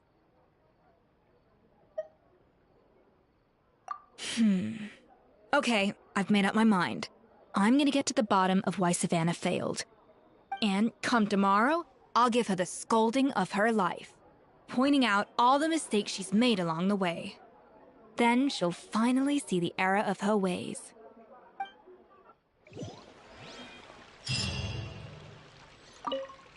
Thank you for your words of encouragement. I'm gonna head to the Hotel de Boer and spend the night investigating. I guess I'll see you tomorrow. Genius? Calling someone a genius is just another way of saying I'm too lazy to figure out how I need to improve. It's a defeatist attitude, and I won't stand for it.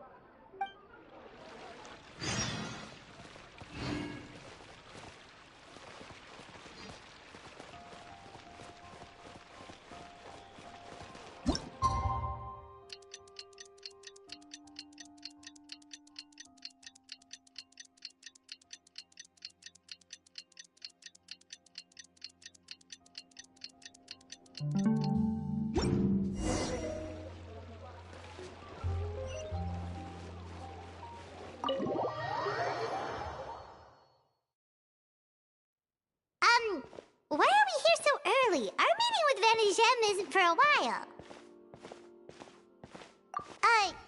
Check on her? Why? What happened? Oh no. Escoffier, are you alright?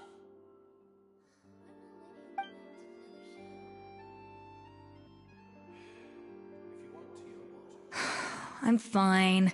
Just need to get some more coffee in me. Huh? What happened to my coffee? Did I really drink it all?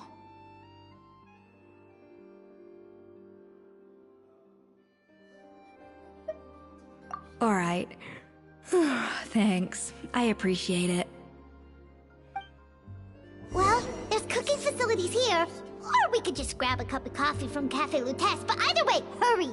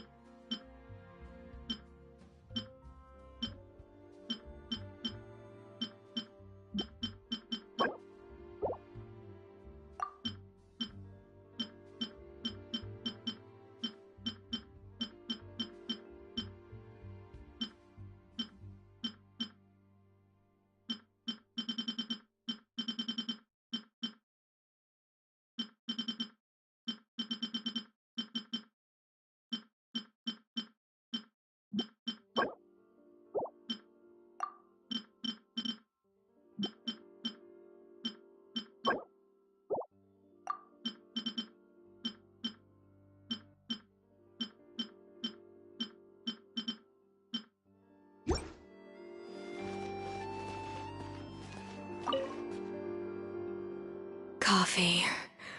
Need coffee.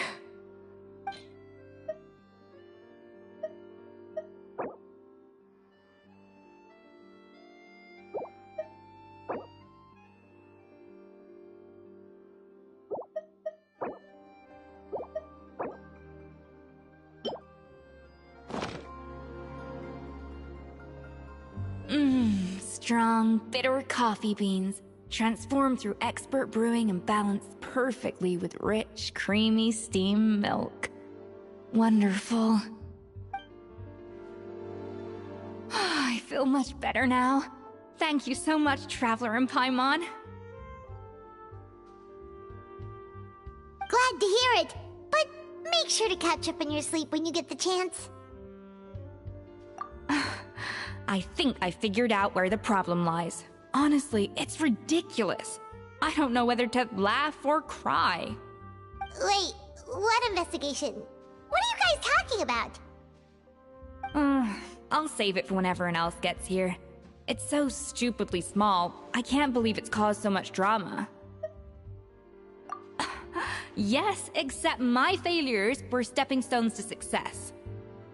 Escoffier, have you seen Savannah? Huh? No, not since yesterday. Why? What's wrong? After seeing her home yesterday, we were all a little concerned about how she was doing.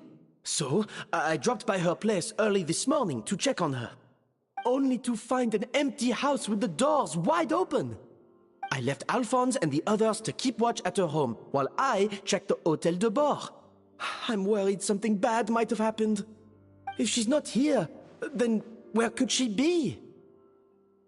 Boss, Escoffier, bad news. Alphonse? You're supposed to be keeping watch at Savannah's house.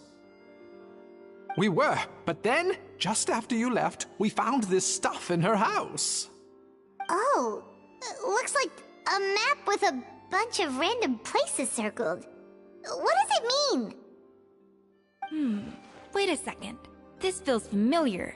I'm sure these places are all connected somehow. Of course, from the Codex. They're all places that Modeste explored on his adventures. Yeah, but I don't understand. The adventure logs in the Codex are too fragmented to be of any use. How come this map shows all the missing details? The Codex de Bord? Then, this place marked in red out at sea. Could that be the fabled birthplace of Gâteau de Bord? Seriously? So now she set her sights on finding the original recipe and beating Escoffier that way? Gee, Savannah. Anything to overcome a Gâteau plateau, huh? Ugh, idiot! Does she have a death wish? Those ruins are thousands of years old.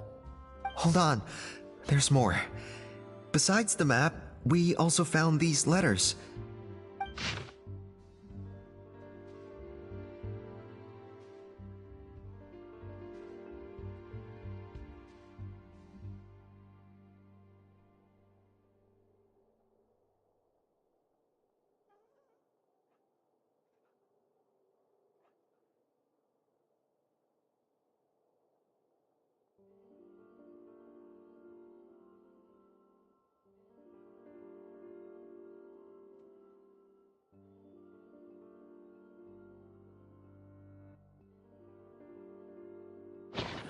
It was you.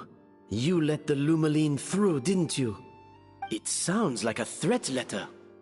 Does this mean that Savannah was responsible for the safety incident? And not Monica after all? Retrieve the Codex by any means necessary. So the cooking contest and the cheating. Someone else was behind her pulling the strings? She's keeping the true recipe to herself. Ugh, this is all such a mess. Paimon needs a second to process this. First, we thought that Savannah forced Monica to cheat in the cooking contest. But now, it turns out that someone else forced Savannah to force Monica to cheat?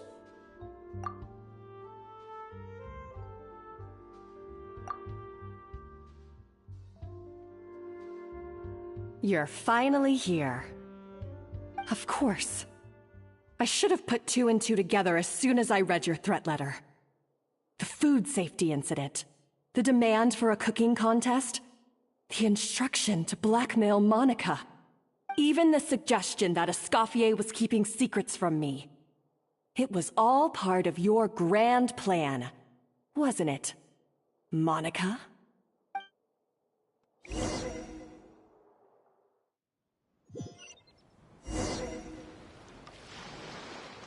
We should be getting close to the spot marked on the map. Of all the stupid things she's done, this really takes the cake. The moment we find her, I'm gonna curse the living daylights out of her.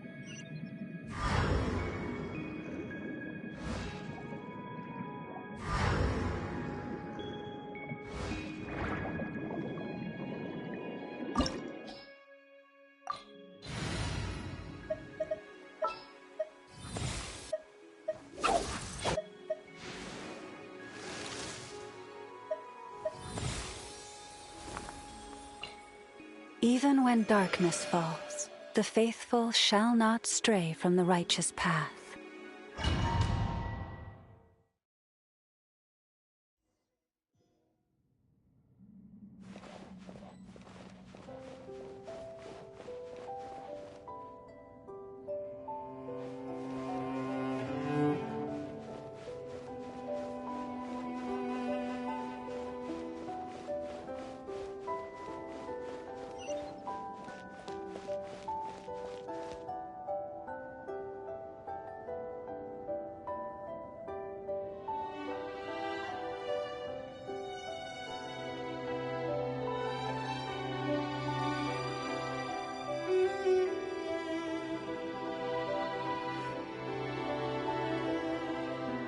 Whoa! This place looks like an underwater restaurant, doesn't it?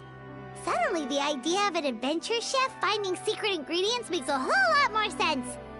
I think Modest's codex mentioned this place. A public bath from the time of Remoria. So yeah, definitely the kind of place that would have served food and drinks.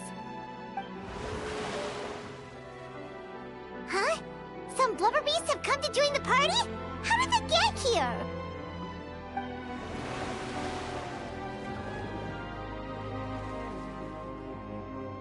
Aw, they ran off! That could be easier said than done. Something's blocking the entrance. Well, did Modeste mention it in his adventure logs by any chance? They must have gotten through somehow. Good point. Yes, that's right. It's coming back to me now. We prepared a banquet for our shy little guests, and as the food flowed away on the current, they broke into a joyous chorus, and the path opened to us. We have to feed the blubber beasts? With what? There's nothing here besides rocks, romaritime flowers, and lumitwal. See, this is why you should always bring snacks.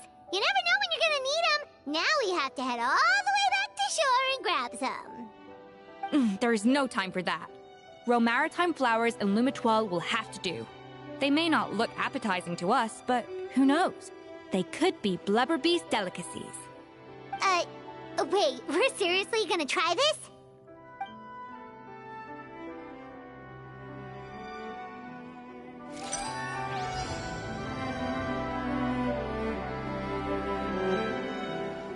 A little amuse-bouche!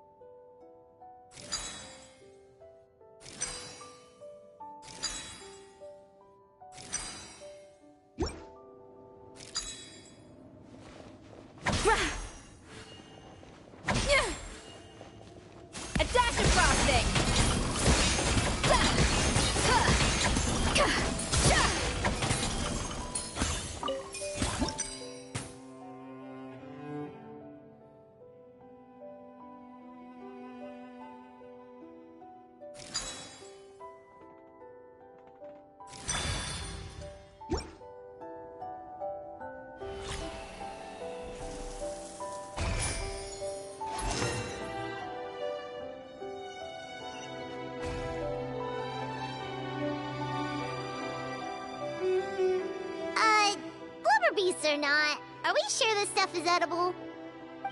Trust me, they'll love it. Oh, good question. If we try to put them in the pool, we'll probably just scare them off again, and who knows how long they'll be gone. Yes, we can't afford to wait for them to double back. Oh, what was it that Modeste said again? Something about the food flowing away on the current.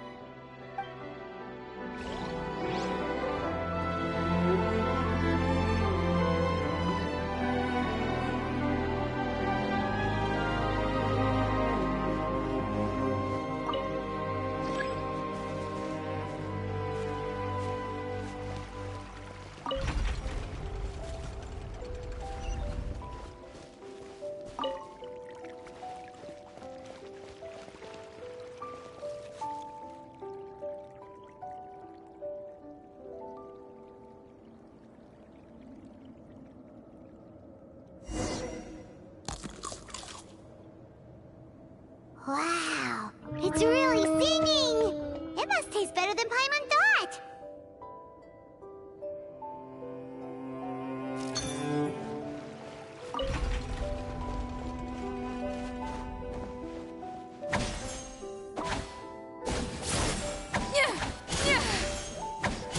The tracks turned back again.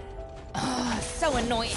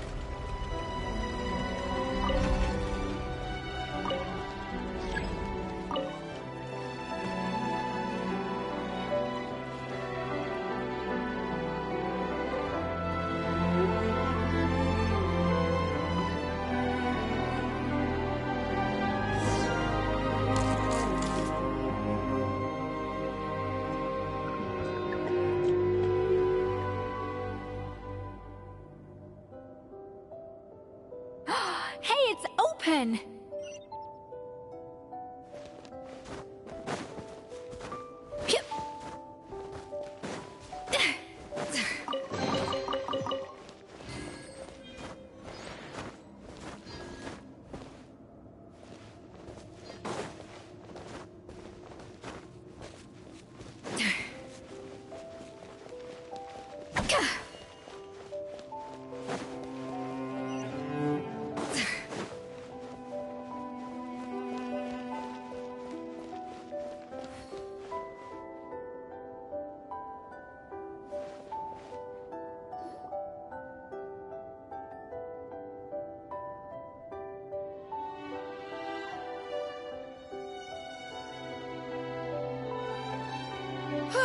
Hey, give me your water.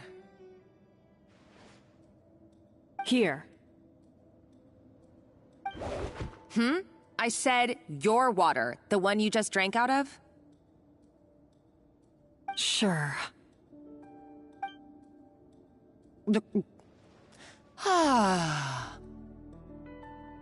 All those years slaving away under Escoffier, and then you. Today, it's finally paying off. Not only have I found the ruin that Savelli kept hidden, but I also get to boss you around like my little lapdog. Hey, go scout ahead for me. If we need to do any more blast tunneling, I want to know where to lay the explosives. Did you not hear me? Get going. Why don't you do it yourself? Oh, when did you learn to fight back? You're always so compliant when I give you instructions by letter. That's because you threatened to expose me for the Lumiline incident. I swear, if I'd known what you were planning, I'd never have... Ha! Don't be so self-righteous. Admit it, you've always been jealous of Escoffier. That's why you lapped up everything I told you. You were terrified of her finding out about your part in the Lumiline incident, and you resented the way her reputation hung over you. So you jumped at the chance to convince yourself that she was the villain, that she deliberately hid her secret recipes from you just to hold you back. It was the only excuse you needed to justify getting back at her. First, idolization, then jealousy, suspicion, and self-deception. That's what this comes down to. It was the same story with Savelli and my ancestor. He offered Modeste his friendship only to murder him out of vanity. He promised to explore the world with him, only to later destroy all records of their adventures. It's a miracle I even found this place. You have no idea the countless hours I spent piecing it all together. So you see, you're no better than Savelli. If you can't beat him, betray him, right? I am no Savelli, nor will I ever be. Oh, put a lid on it. You really think you can absolve yourself of your vindictive and jealous behavior now? Just because you finally realize that Escoffier never kept any secrets from you? You didn't show any remorse when she left, or in the cooking contest. Why start now? You have no right to redemption. You're right. I don't deserve her forgiveness. But I am done being bullied into submission by you! Ooh, feisty. But you should watch your tone. Talking to me like that could get you in big trouble. I somehow doubt that. Since I poisoned both our water bottles. What? Ever since I learned the truth, I've been biding my time, waiting for this moment. You've played me like a fiddle for so long, and now this is payback! But you drank it too! It's what we both deserve. This is the price we must pay for betraying Escoffier. You'll die here with me, Monica! You.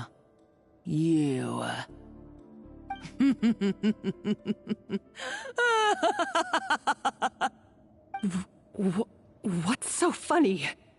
Oh, you're too much. I thought I'd play along for a bit just to amuse myself. You gave a very rousing performance. I saw your dumb plan a mile off. There's no poison in these bottles, just clean, fresh water. No.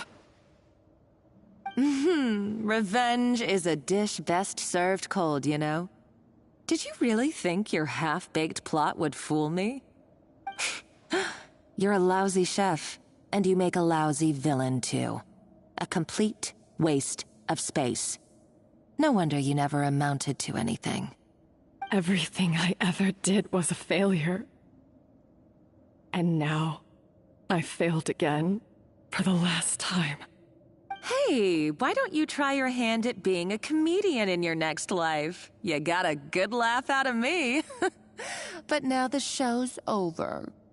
You should have just done like I asked, Savannah. All I wanted you to do was scout the ruins for me. But you had your chance, and now it's time to say goodbye. Stop right there! Let her go, Monica! We've got you surrounded! Escoffier? Ugh, looks like I'll have to keep you around for a little longer. You can't! Stay back if you want her alive! Escoffier and the Traveler. I can't take you both on in combat, but if you so much as flinch, I can end Savannah's life in a heartbeat. Monica, what are you hoping to achieve by this? You're about to commit murder, and for what? A recipe? A recipe?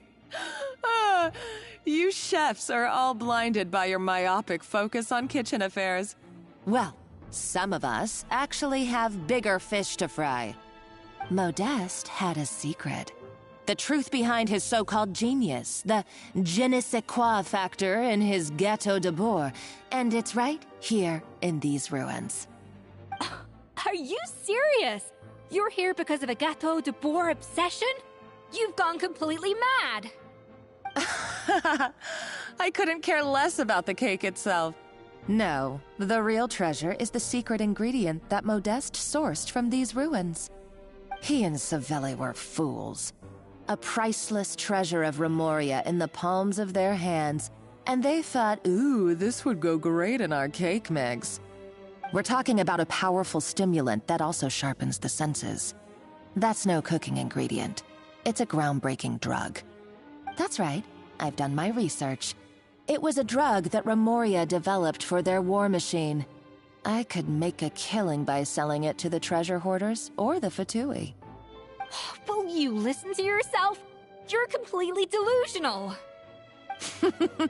My eyes are wide open. Just wait till I get my hands on this treasure. You'll see what a fool you've been.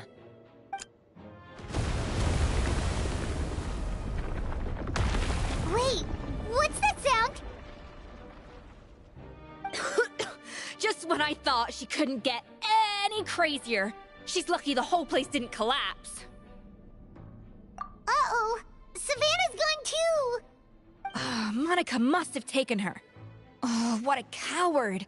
She's only taken her hostage because she knows that she's no match for you. That's true. Even if she finds the treasure, she'll need Savannah alive if she wants to get out of here in one piece. Oh, well, our path's been blocked, so let's look for another route.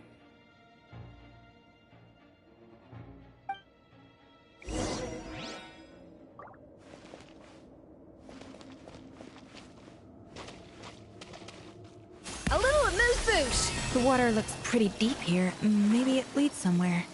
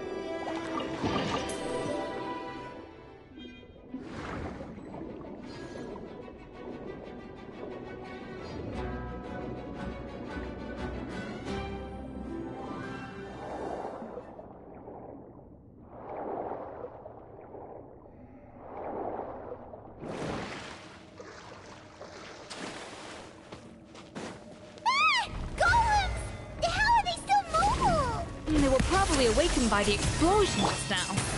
Alright, Knife Skills 101. Time for some rough chopping. Time of the blazing sun! Get to work!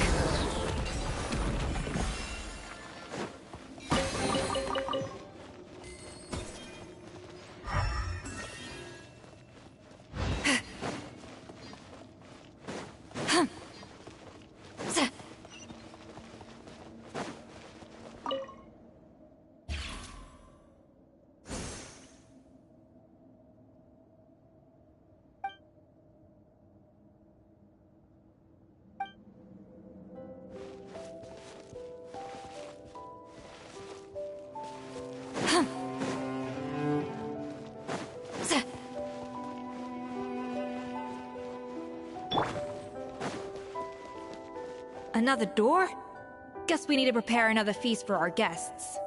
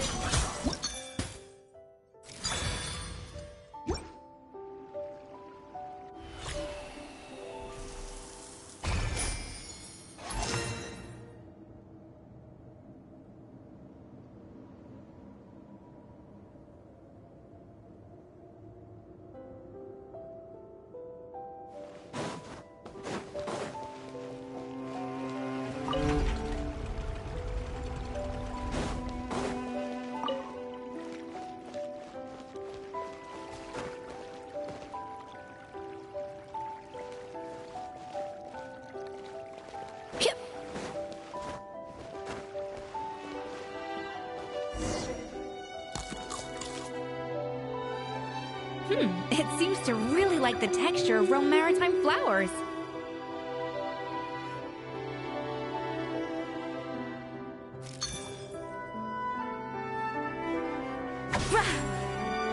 A little amuse bouche.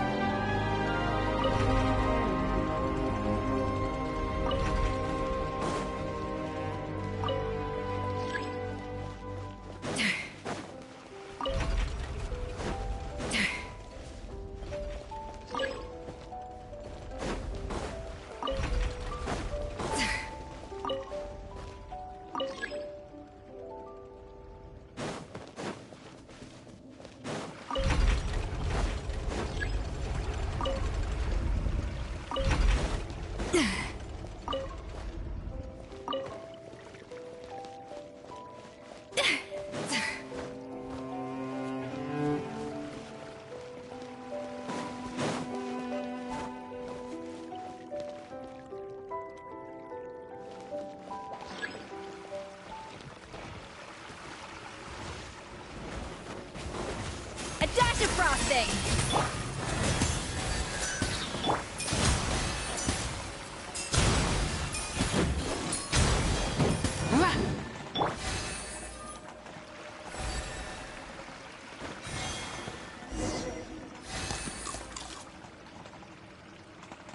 I never knew you could process Lumitwol like that. Alright, I've got to jot this down. Lumitwols and maritime flowers. This could open the door to a whole new world. Yep, that's literally the plan. Wait, hold on. Which door are you talking about?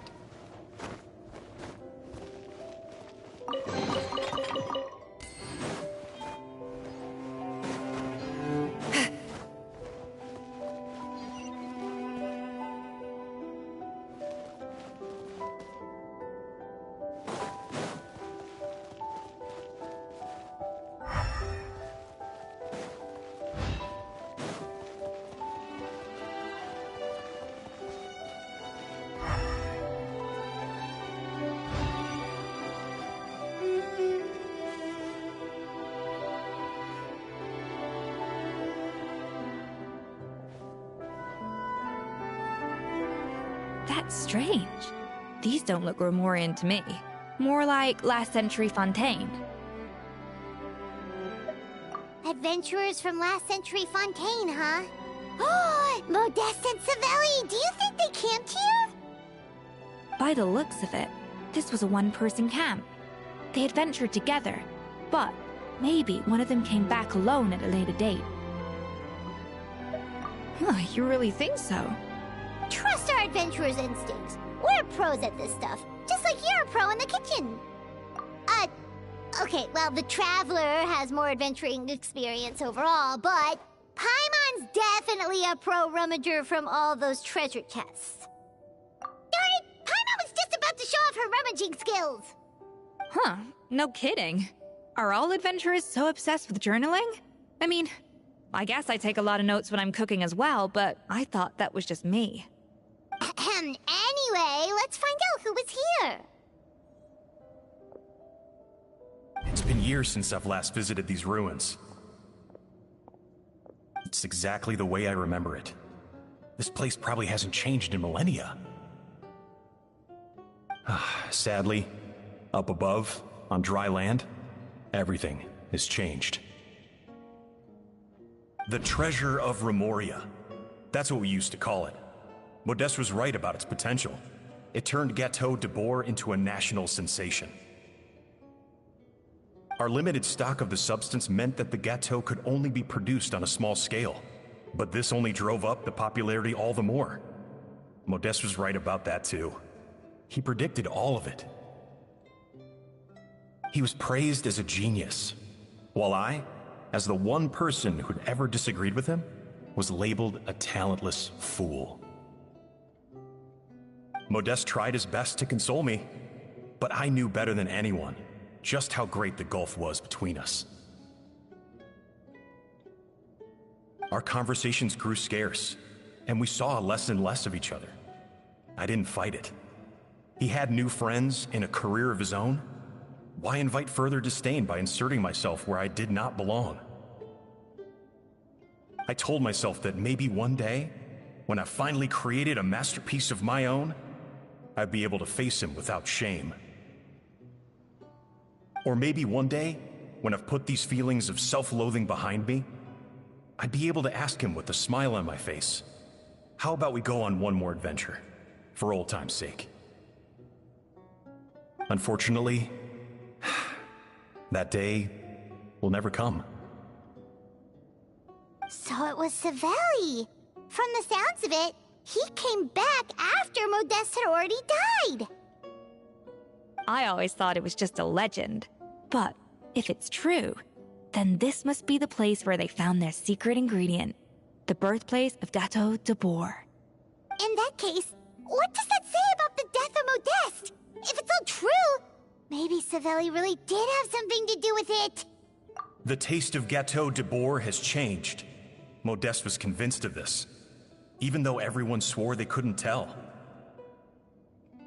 Being the perfectionist that he was, he refused to accept even the slightest flaw in his work.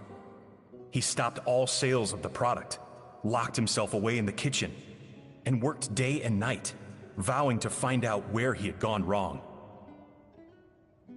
But as he baked and taste tested over and over again, he found he only strayed further and further from the original taste.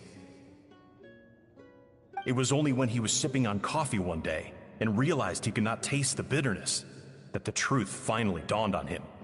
What had changed was not the gâteau, but his sense of taste. The treasure of Remoria stimulates the senses, taste included, and invigorates the spirit. In the short term, it offers people the ultimate gourmet experience, but in the long term, it dulls their senses entirely. In hindsight, it made perfect sense. After all, why would a culture that sought liberation from the constraints of their bodies care for the loss of their senses? But we realized it too late. We were just too late. Over the course of his many culinary experiments, Modeste exhausted the remaining supply of the treasure of Remoria. He consumed it all himself. The finest culinary talent of his generation now faced a future in which he would never be able to taste anything ever again. Finally, in despair, he took his own life. And because we had become estranged, I could not be there to stop him, to offer some words of comfort, or even to say goodbye.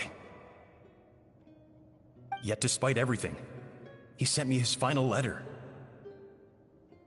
The treasure of Remoria? Guess Monica was really onto something. It really was a kind of drug. So, Modeste chose to end his own life. Then, why all the rumors that Savelli murdered him? Also, neither the Codex nor any other contemporary records make any mention of the treasure of Remoria. It's almost as if someone deliberately erased it from history. Modeste told me everything in his final letter. His was a tale of how even a genius could fail, and how much more devastating it is when it happens. Did he hope I would gain some personal catharsis from knowing the truth? Or maybe he wished for me to warn the public about the dangers of Gateau de Bourg, proving that I had been right all along. But if the public ever learned how Modeste's greatest triumph became his undoing, his fall from grace would be swift and merciless. 1 minute a genius, the next a joke. It would surely spell the end for his restaurant too. What would be his legacy then? How would future generations view everything we built together? I fear the scorn I have faced these last years would pale in comparison to the scorn shown to him by the history books. I cannot let that come to pass. I will do what I must to protect his name. It will mean tampering with his notes to remove the damning details, leaving mere fragments of our story behind. It may lead his family to suspect me of having a hand in his demise. But if that's the price of destroying all evidence of my crimes, then so be it. I would rather the world believe a tale of genius and jealousy than see his reputation in tatters. The final loose end is the evidence here, at the bottom of the sea. Huh? What's wrong? Didn't we say Savannah should be safe for now? So we thought, but if Monica finds out what happened to the treasure, there's no telling what she might do.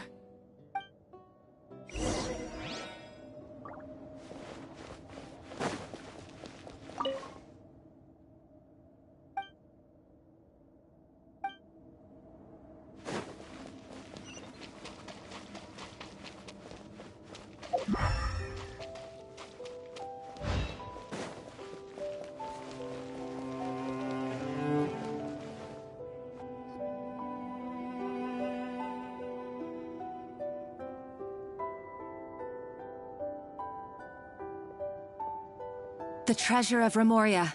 I have found you at last. Savelli, you tried your best to bury the truth, but you underestimated the children of Modeste. Some fragments of his diary escaped your clutches, and we have held on to them for generations. But I have to thank you too, Savannah. Without your help retrieving the codex, and with it the last piece of the puzzle, I may never have found this place. But now, finally, the secret to Remoria's military might is within my grasp. The treasure of Remoria is mine! Oh. It's empty. It's empty? Monica? Oh, we were seconds too late. Escoffier? What's the deal with that jar? Savelli's final act! He wanted to conceal the secret of the treasure forevermore and make sure it would never harm anyone again. So he came here after his friend's death and destroyed every last shred that remained. This can't be happening. All the years I spent piecing together the truth. All my painstaking planning. All that for an empty jar? Monica, don't do anything stupid. This ruin is more dangerous than you realize.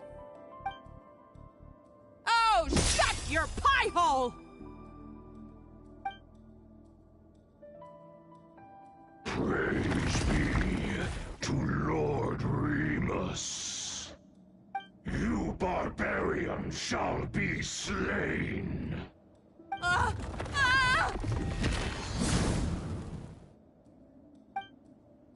She's a nutcase!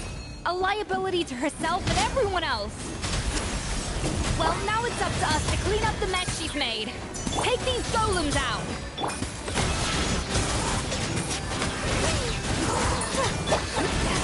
Suffer the wrath of me! Off to the freezer!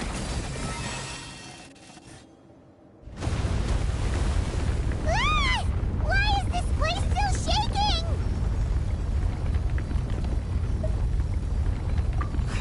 Either way, it's all her fault. Enough chit-chat. Let's get out of here, Traveler! Escoffier, come on! Okay, I'm coming. Huh? Oh, no you don't. If I can't get what I want, neither will any of you. I've got nothing to show for my life's work so far.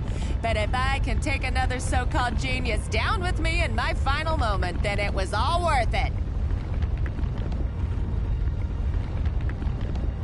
You're a psycho!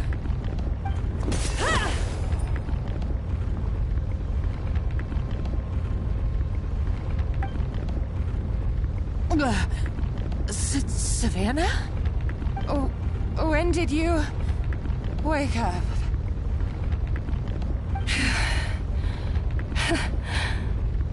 I may be a lousy chef, but it looks like I'm not a complete waste of space.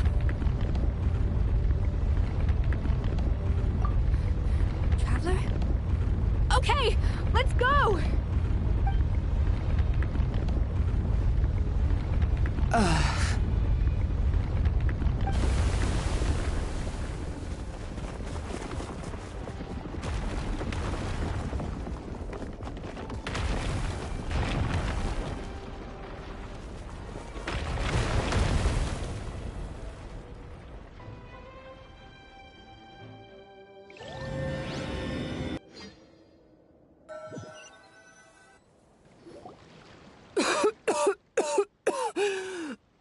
Escoffier! Savannah! Traveler! And Paimon! Venejem! What are you all doing here? What did you expect us to do? Stay at the restaurant and sit on our merry derrieres? While the Traveler and Escoffier were out here risking their lives? We had to do something. Even though that something ended up being, well, waiting for you here instead. I don't deserve any of you. And I certainly don't deserve to be your head chef. It was my fault Escoffier had to leave. Then I couldn't live up to her standards. I acted like a tyrant in the kitchen. And now I almost got myself killed. Come back, Escoffier. Come and be our head chef again. I'll never be able to replace you. Okay, so everything I said to you the day I left, it just went in one ear and out the other? Huh? Sorry, I was kinda in my own head at the time. All I could think about was the Lumiline situation. What was it you said again? Forget it. It doesn't matter. Anyway, I didn't leave this job because of you. And you're not nearly as awful a chef as you think. If you were that bad, why would all your staff show up here for you? Escoffier's right. Sure, you nitpick our work and get us to do things over a lot. But when it comes down to it, you're the one who's always doing whatever it takes to make sure the customers get served on time, every time. Things were pretty rough after Escoffier left. And Savannah's the only reason we've been able to make it through. Our customers know that Escoffier doesn't work for us anymore. But the fact is, they keep coming back. If that's not an endorsement of your work, I don't know what is. At the end of the day, we're all human, and we all make mistakes. All we can do is recognize where we get it wrong and do our best to improve. That's all that's humanly possible. No, I get what you're saying, but what I did to Firmin and to Escoffier, it's unforgivable. Well, about that, there's someone else here to see you, Chef. It's been a while, Chef Savannah. Firmin? I'm so sorry. I put far too much pressure on you. And the way I stubbornly refused to go and see you after you fell ill. There's no excuse. But I'm too late, aren't I? The damage is done. I heard that you can't even hold a kitchen knife anymore. Actually, I think I'm going to be just fine. Huh? We thought Firmin's problem was purely psychological in nature. But after the threat letter came to light, it got Firmin thinking. And then he remembered the tea that Monica used to give him every night. And as it turns out, she was lacing it with Lumiline the whole time. No way! Doesn't that cause nerve damage? It can. High doses pose a risk of serious nervous and sensory complications. But if you calculate the dosage carefully, you can control the extent of its effects. A small dose might simply make a person more emotional, whether that means more fragile or more hot-tempered. No wonder it seemed like you'd lost your edge. I asked my friends at the Fontaine Research Institute about it. They said that with the low dose I was taking, the risks are pretty small. They also fixed me up with some meds and said I should recover in no time. Well, that's what happens when you give someone a little bit of hope to cling on to. There's more. We believe that Firma was likely not Monica's only victim. You mean she poisoned me too? Oh, so that's why Savannah's been so irritable this whole time. Let's not be too quick to blame everything on the Lumiline. That stuff can only amplify what's already there. So tasty food will seem like the most delicious thing in the world, while food you don't particularly care for will become utterly revolting. So you better make sure you reflect on your behavior and apologize to every single person you've wronged. I will. I'm sorry. There's still one question that's really bugging me. Why is it that no matter what I do, my Gâteau de Bourg never tastes the same as yours? Is it just... is it because you're a genius and I'm not? It's because the heating element in your oven is broken, you silly goose. What? Huh? I felt like something was off during the cooking contest. Once I got around to checking all the equipment, I noticed it right away. There was a half-degree discrepancy between the temperature setting and the actual temperature. All the ovens in the whole kitchen had the same problem, which confused me at the time, but by this point, it's pretty obvious that Monica must have tampered with them. I would have figured it out the day of the bake-off, since the issue affected both our teams. But of course, Monica sabotaged mine so that could never happen. No. I spent so long trying to find out where I was going wrong, and then you pinpoint the problem in just one night? It all comes back to one simple, undeniable truth. You're a genius, and I'm just plain old Savannah. Oh, cut it out! Stop the woe is me act for a second and just think. I came up with this recipe. You don't think that might have something to do with it? Do you know how long I spent perfecting my Gâteau de Bourg? 3 years! 3 whole years! I know this dish inside out, back to front and upside down. And you've been head chef now for what, 6 months? If that? A couple hundred failed attempts, and you're gonna throw in the kitchen towel and declare you'll never be successful because you're not a genius. You clearly have no idea how many kitchen failures I've had under my belt, or just how long it took me to finally get my recipe to a level I was satisfied with. Genius or not, everyone makes mistakes. Modeste did, Savelli did, everyone does. You're only a lousy chef if you don't face up to your mistakes, learn from them, and then keep chipping away until you crack the problem once and for all. Surely you haven't forgotten all that. You were no lousy chef back when I handed you the reins. I haven't forgotten. And I'll make sure I never do. That's our head chef. Ha-ha! Sounds like we won't need another changing of the guard in the Hotel de Bord kitchen anytime soon. Huzzah! Aw, what a perfect ending to a crazy journey. Look how happy everyone is. So you got your mojo back now? Yeah. Thanks to you, Escoffier. In fact, no. Thanks to all of you. Aw, friends again. So nice to see them finally settle their beef. Good. So now that's out of the way. It's time for payback. You cheated in our last bake-off, and I demand a rematch right now. Huh?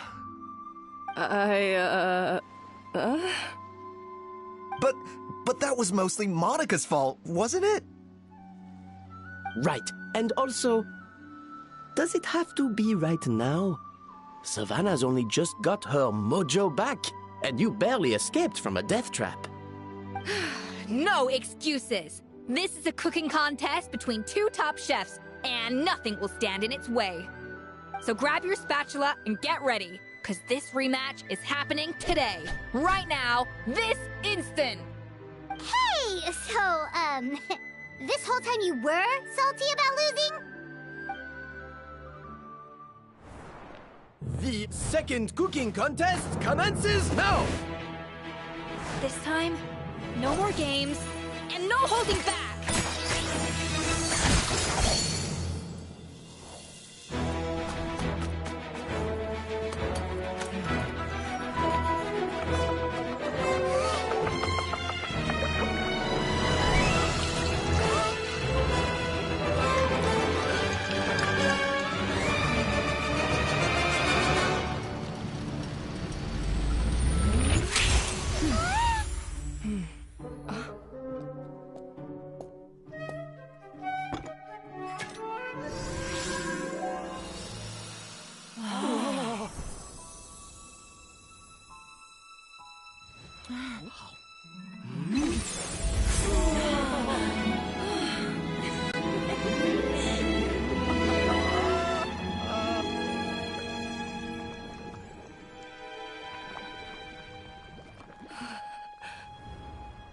I feel like I don't have the right to be here.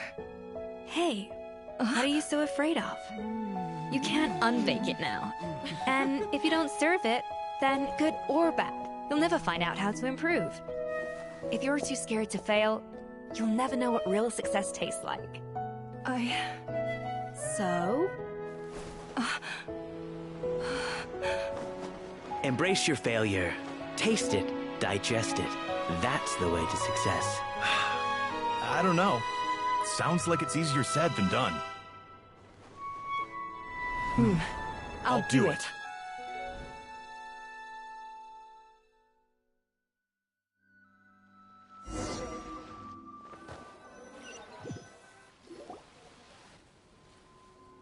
The results are in!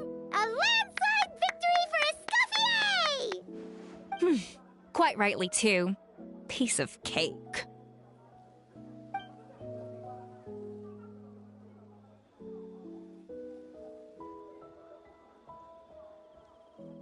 Oh yeah, look at that! Savannah looks pretty chipper too, considering she lost.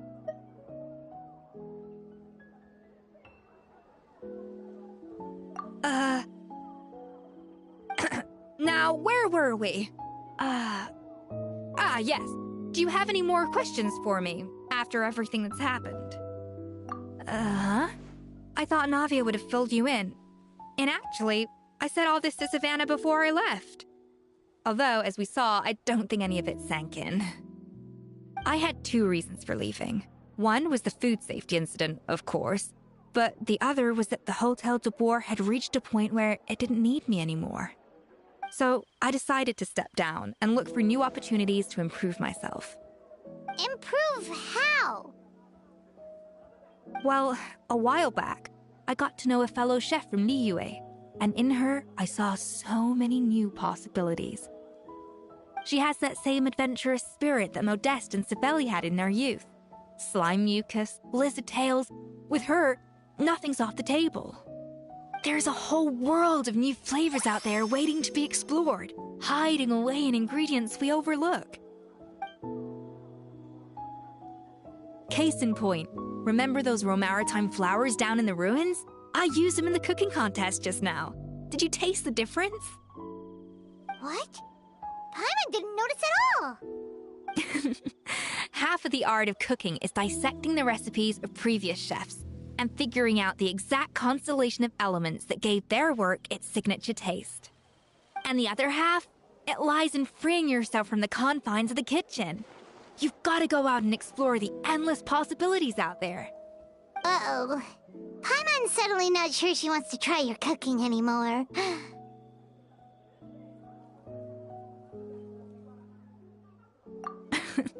Don't worry, it's not going to be a free-for-all like in Modeste's time. Before I put anything into my food, I'll obviously do my research, make sure it doesn't contain any harmful substances.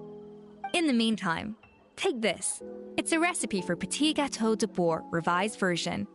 I tweaked it to suit your needs as busy adventurers. Hope you enjoy, and remember, feedback is always welcome. All right!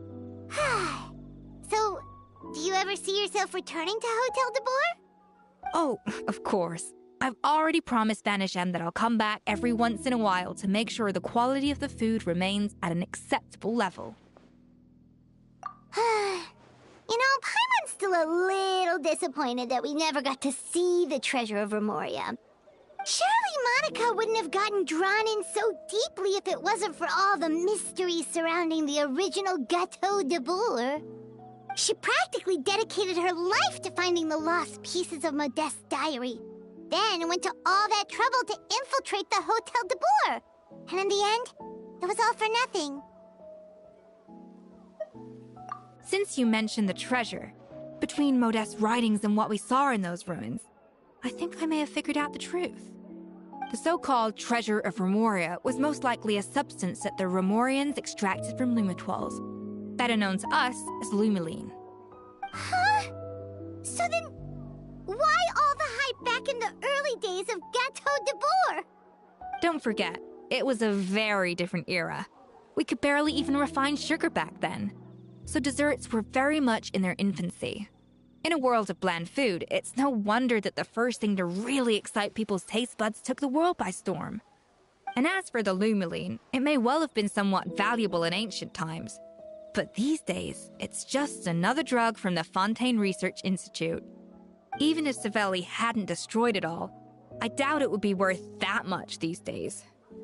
So after all that, there was nothing in those ruins but worthless junk. Feels strange to say it, but Paimon almost feels sorry for Monica. She sacrificed it all only to get nothing in return. Oh, hey! Huh? Navia? You just got back from that underwater ruin, right? Well, check it out. They ran a special issue. Did you see anything like this down there? Freshly unearthed from the ruins of Remoria. A magnificent jar thought to be over 1,000 years old. Experts say it has immense artistic and historical value. It could be worth an absolute fortune. Wait! Isn't that the jar they used to hold the treasure? If only it was still in one piece. Some butterfingers must have dropped it or something. Ugh, it's such a shame.